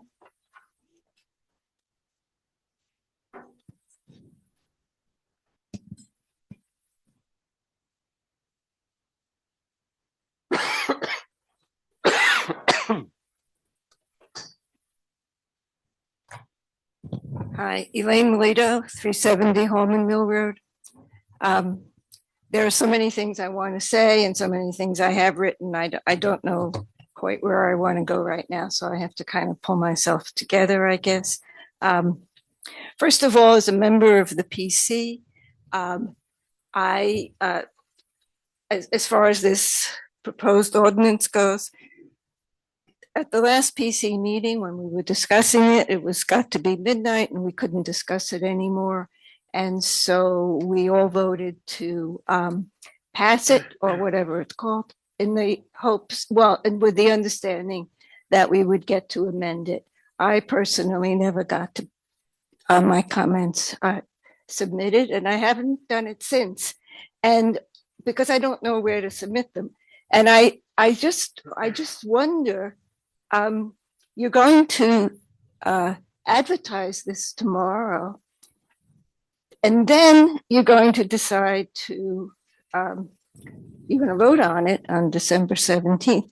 Is there any chance it can be amended at all after you advertise it? Have you heard from Chester County? And if, I don't know, I haven't seen any letter come back from them, but are you going to even look at their concerns? I just feel that the ordinance is staying the way it is, and it's not good. It should not be passed in the state it's in. The size of it is just absurd. I don't want to go into all the other issues. Many people have mentioned it. It's not part of something our community should have. You all got elected on keeping East Vincent rural. I myself have spent a lot of time getting you elected, believing you. This is not going to keep East Vincent rural. This is going to make, as Chris said, that whole section, this will be the beginning of a whole industrial buildup along the Schuylkill River there. This is far from keeping East Vincent rural. And the residents don't care about, ask them, they don't care about the money that way. They would rather pay more taxes than lose their dream homes and where they live.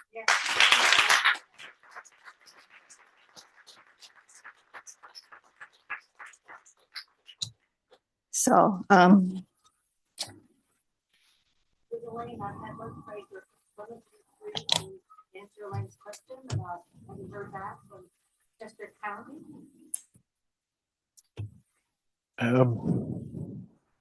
think we will. I think what we'll do is. Yeah. I mean, that's why the dates were set, so that we could hear back from Chester County. Chester County has 30 days to review the ordinance, at least, well, they have up to 30 days to review the ordinance. And did they? They have not provided comment as of today. Okay, so what is going to be done with that comment? What is going to be done with all the comments that EVA has put forth on how they would like to see the ordinance written? Somebody got up here and said that EVA wrote this ordinance. Well, no, they didn't. The township wrote the ordinance. The PC got to talk about it. Our suggestions weren't taken. EVA spent, you don't know how many hours getting their suggestions together. They were not taken. So this ordinance is not an ordinance that has developed by the community. And so it certainly shouldn't go through. It's the worst thing that could go through. But then, on the other hand, we've just got told tonight that they're going to come in and say they want exemption from all of it. So why even bother? I would say absolutely no to this ordinance. Thank you, Elaine.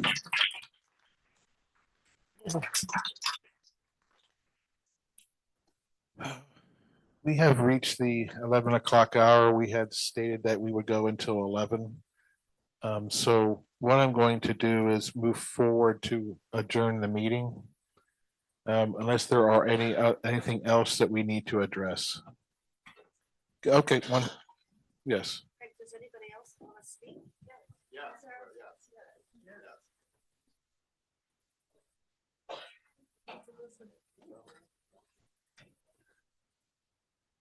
I just advised that we have 5 more residents on the list. So what we're going to do is we're going to go through and see if those residents are here.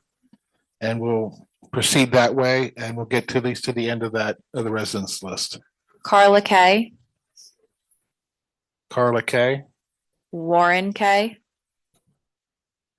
Matthew Crocker, Olivia Wayton, Kurt Scriber,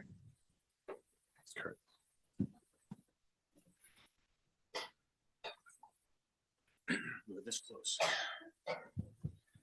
Kurt Scriber, Valley Creek Lane, part of the PC. I agree with everything that's been said tonight. I came in with about a couple dozen things in my mind to speak about. Everything that's been covered.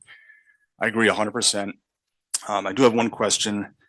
It was brought up about on-site energy production that would actually ease the grid. What is that? I've been told I have to ask you, but I think the answer would be over there. We were told in 2022 by the township engineer that solar cannot be put there. So what does that look like? Are we talking nuclear? What is that energy production? If it's the generators, Because we already know that that's air pollution and noise and everything else. Under the ordinance as currently drafted, none of the above. None. So they're saying they can ease the burden on the They're grid, saying- but they they're really saying can't. they want to do that. That's Right. not in the ordinance. Excuse me. Okay. It's not in the ordinance. Okay, so what does that look like? You're just going to say, no, you cannot generate energy? What I'm telling you We is. can't answer those the questions. ordinance- The ordinance is drafted does not permit on-site generation. Right. Please, that's all I can tell you. Is that the current IMU zoning ordinance, or is that No, what the no, PC it's has the written? ordinance the ordinance on which we're going to vote on December 17. Which they don't have to follow. We're hoping they will be good neighbors and all that, but come on, there's $100 million at stake here. They're Look, you asked the question, I gave you the answer. Please, All right. we can't get involved in anything Q&A, please. Thank you, Kurt.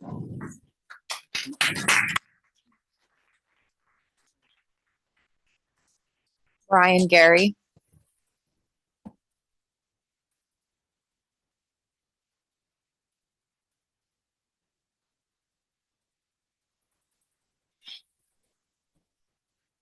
I know everybody wants to go home and there's more people that want to speak. So I'm going to keep this fast.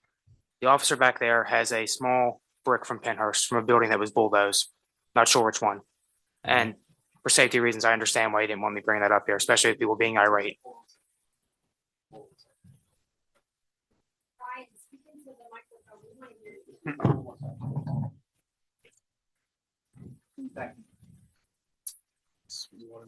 Yes. It's just a brick. It's worth nothing.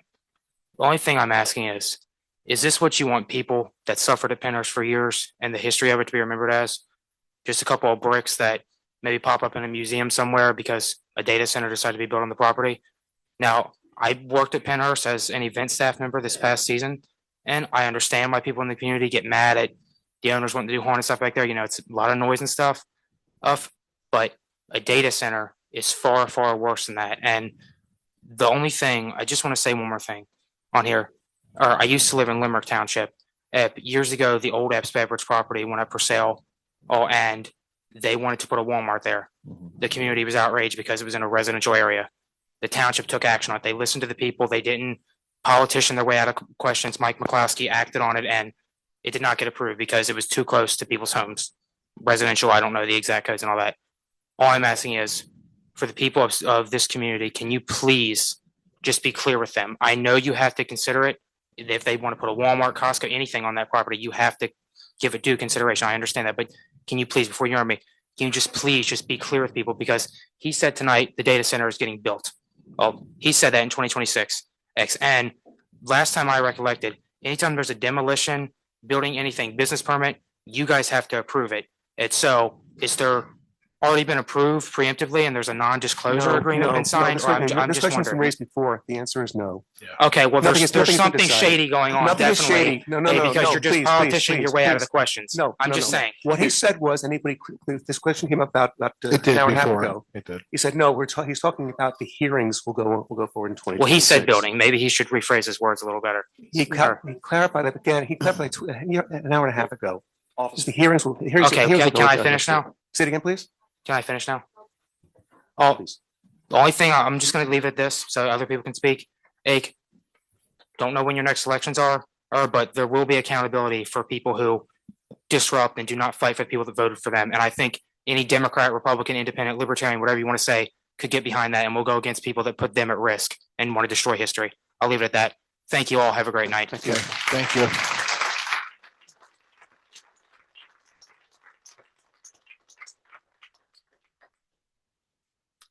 Okay. Okay, we're about 10 after. Are we finished with the residents? We're finished with the residents. Do you want to continue to keep going? No. What do you think?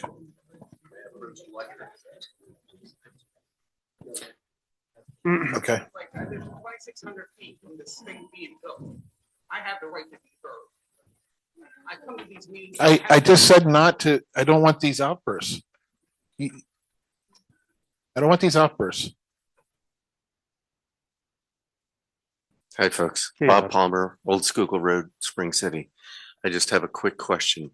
I noticed perusing the Pennhurst AI com site tonight. They laid out a table of what the expected benefits monetarily would be to the township in taxes.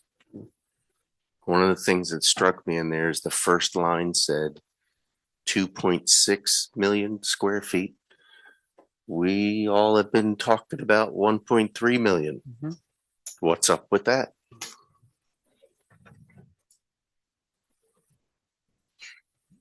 Anyone? Bueller? Yeah. Okay, thanks. Thank you. Where? 2.6.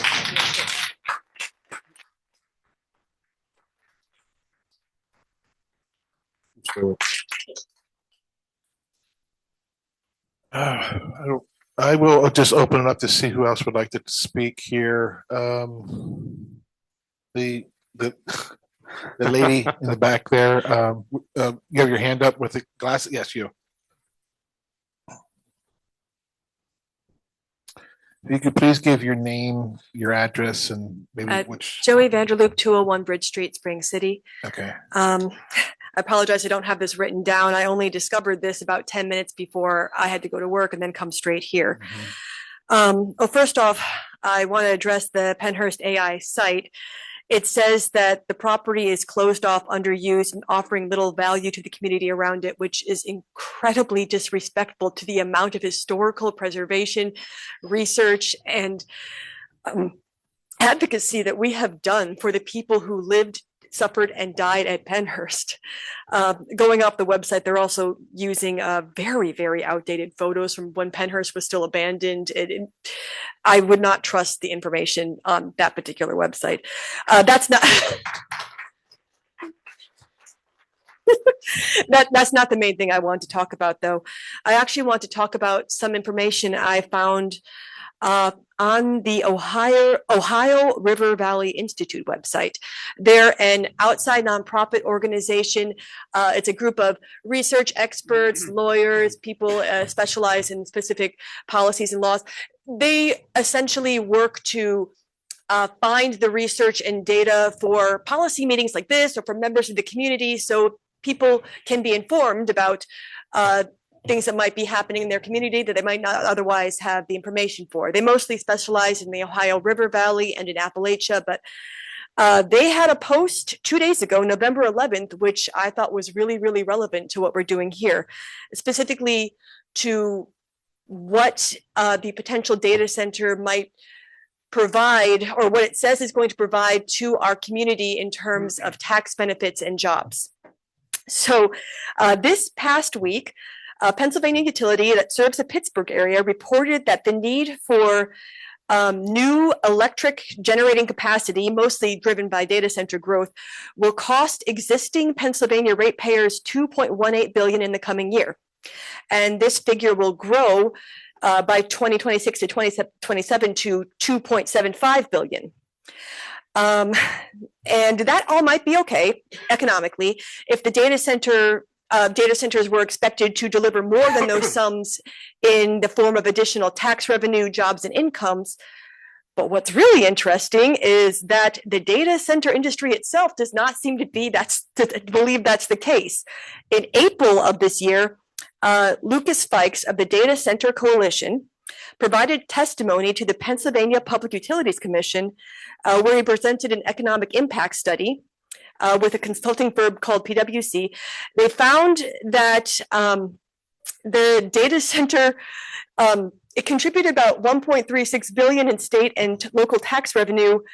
However, if you included the amount that they had driven up electricity bills, they actually cost Pennsylvania taxpayers $340 million.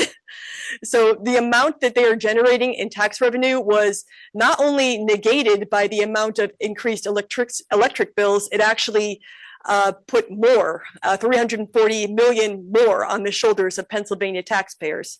So that's addressing the potential tax revenue and addressing the potential jobs. Boy, here, I gotta, sorry, like I said, I didn't write this down. I only found this about 10 minutes before. Okay. So looking at just, we already know that data centers tend to be very, If you want to summarize where you Yes, where you I'm want sorry. to go with this, please. If you look at the 7 largest data center companies, Equinix, CoreSite, CyrusOne, QTX, CentraSquare, Switch, and Digital Realty, and look at the 811 data centers that they make, the large scale data centers, more on what Penhurst would be doing, the average number of employees per data center is 27. That's about as much as in a local Olive Garden. And these are large scale data centers that what we are doing. So like once the data center is built, it's not really going to be a job increaser. It's not going to really increase our tax revenue. It's not really going to increase our jobs. It's not contributing as much as it says it's going to contribute. That's the point I was trying to make. So thank you very much. Thank you very much. Thank you.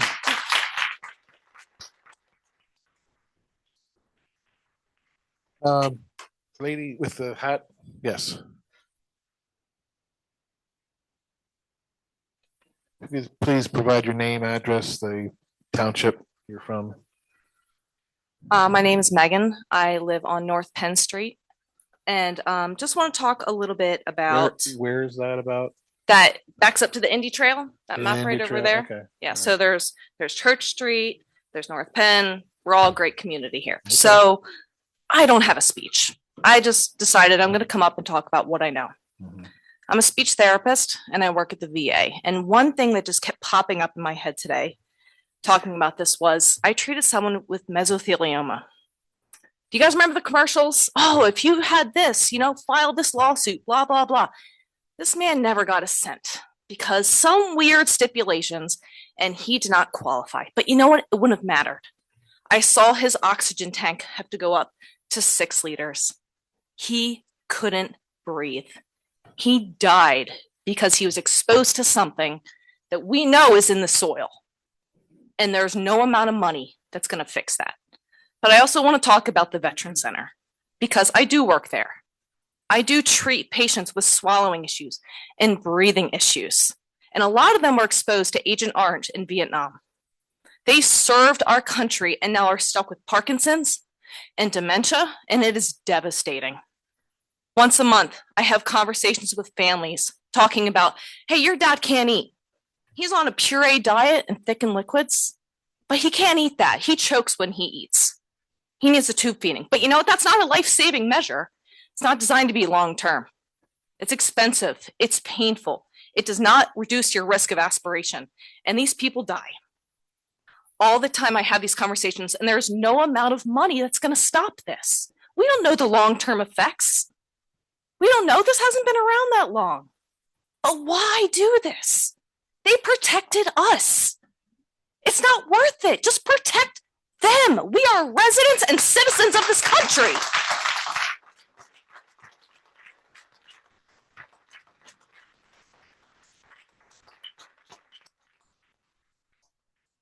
Thank you, Megan. The gentleman right there.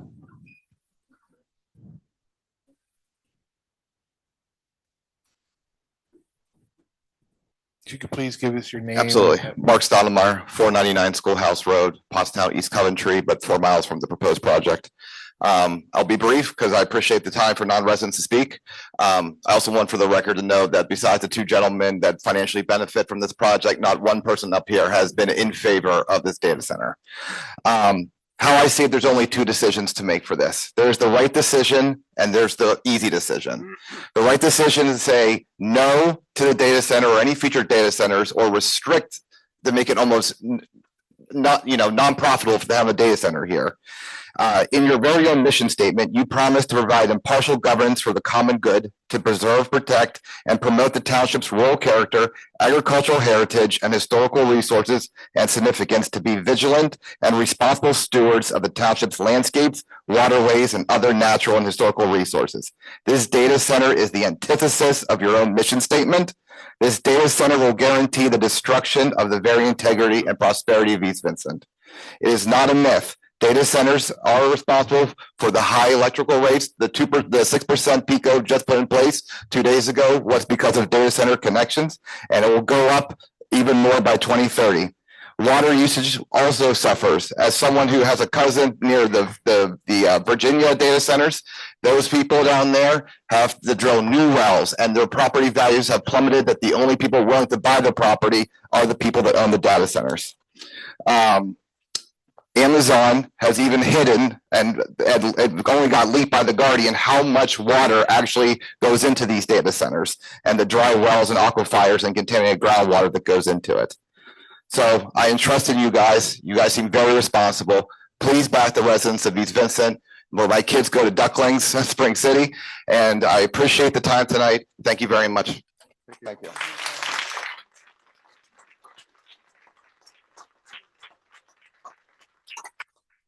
The gentleman right here.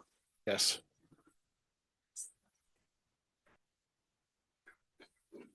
My name's Kevin Ludwig. I live on 302 King Street in Spring City, on the other side of the road at the border of East Vincent. I want to speak regarding the communication to the other townships that this is affecting. Spring City had got nothing. Got nothing. None of the residents got anything, even when they were tearing down the power plant. And when they were tearing down where the armory is, they tore the buildings down. And all that went in the air anyway. In the meantime, my wife got breast cancer. My granddaughter, who stayed with us for the first 3 years of her life, she had a brain tumor. So I have suspicions now. And I don't trust you. None of you. Okay? I don't trust you. Especially the lawyers. Okay? Now I want to bring something else up that I just discovered in it was out in Oregon, Eastern Oregon. They have a data center out there. They have a rapid increase since 2011 of cancer. They have throat cancer, weird cancers that it's very rare that people get. And that's what my granddaughter had. Miscarriages, kidney loss, people with immune systems are losing. We can't have this data center here. There's too many elderly in the area of Spring City, especially the old Flag House, old people living there. The Veterans Center where I used to work, and I know how close it is. I used to work at Penhurst. I was the one that brought up the cheese being buried because I know it was there. Right. So we got to stop this. We have to stop this. We got to say no. And there's provisions in this ordinance, the old ordinance, that will make you say no. So do it. And I want communication to the Spring City Township, Royersford, and all the surrounding townships. It should be done. Nothing's done to the residents, to the other communities. It's not fair. It's not right. Now, when they knock down Penhurst, all this stuff is going in the air. Are you going to communicate to the surrounding communities that this could happen? Asbestosis? Lung cancer? What are you going to do? What's your proposal? So think about it, because right now I'm thinking about getting a lawyer and suing you all. You'll trust that one. Thank you, Kevin.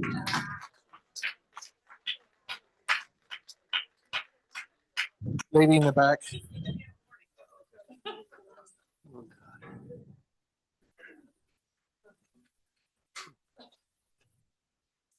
Give us your name and address and where your township. My name is Micah Rash, and I live in Royersford. I don't want to say my address, but I live on Fox Meadow Drive. I live less than a 7-minute drive away from the Penhurst Gate, and I love it. I love working there. I work there. I don't speak for the company. I don't speak for anything. These are my opinions. Penhurst was open from 1908 to 1987. That's not that long ago. That's less than 40 years. During the time of its operation, over 10,600 people lived there, and over half of them died. And now you're just going to tear it down? What are they going to do? There are still people that live in our community that lived there. There are people that work there. My great-great-grandma worked there, and she tried to make their lives as best as they could. And she was alive not that long ago. She only died about 20 years ago. There are people in this community that live there and work there. Are you just going to tear it down, turn it into a pile of rubble, and build, what, some data center on top of it? Did their lives mean nothing? I'm upset and I'm angry. Working at Penhurst is in my blood, and I love the people that work there and live there, and they did not deserve what happened to them when they were living there. They were treated poorly, they were abused, and they were neglected. So many bad things happened on that property. And it is open now, and the reason that people know about Penhurst and what happened there is because, mainly now, because they're upset that this is happening. We've had so many people that come on these historical tours and the haunt season because they're like, I'm scared it's going to be torn down and I'm never going to be able to see this property again. There are so many people that have been coming on these tours that'd be like, my uncle, he lived here and he died here. And there is no one else to tell that story because they're gone. And soon, there will be nothing else to tell that story. Thank you.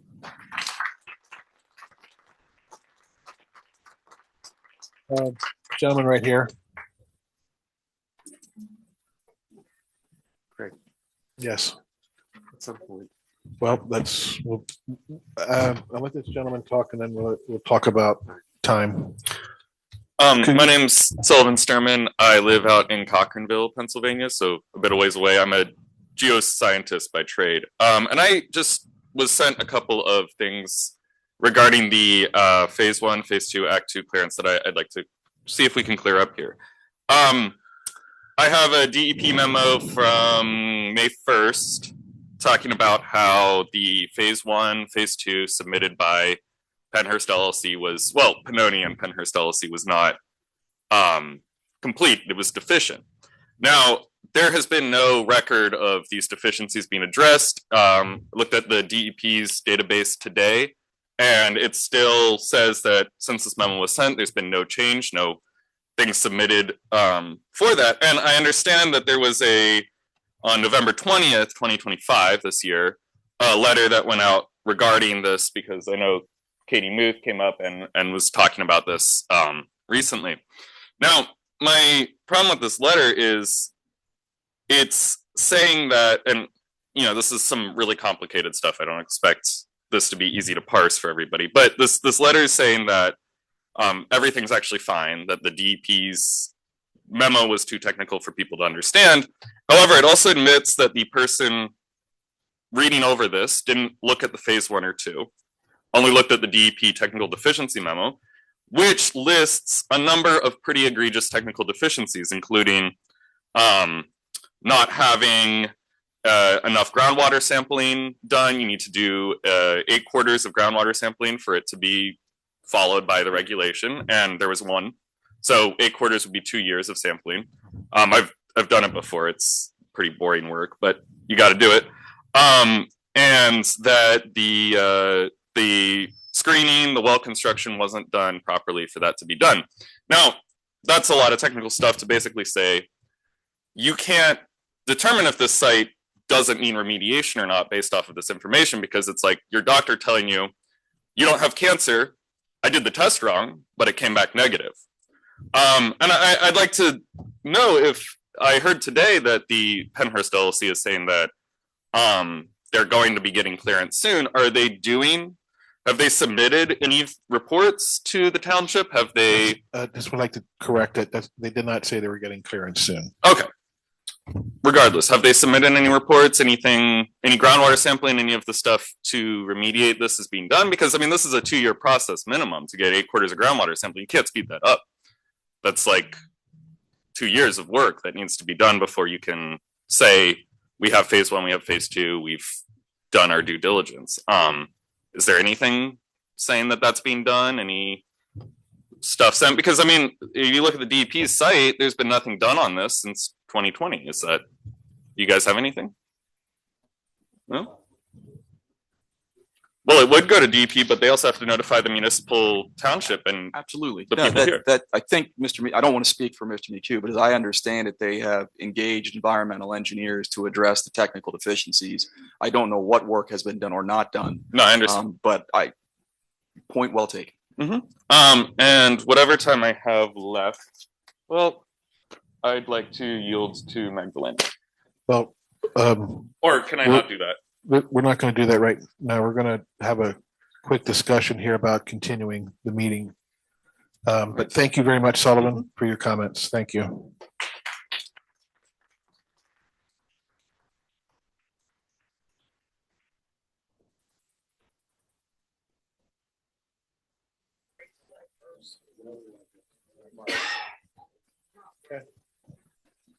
So what we're going to do now is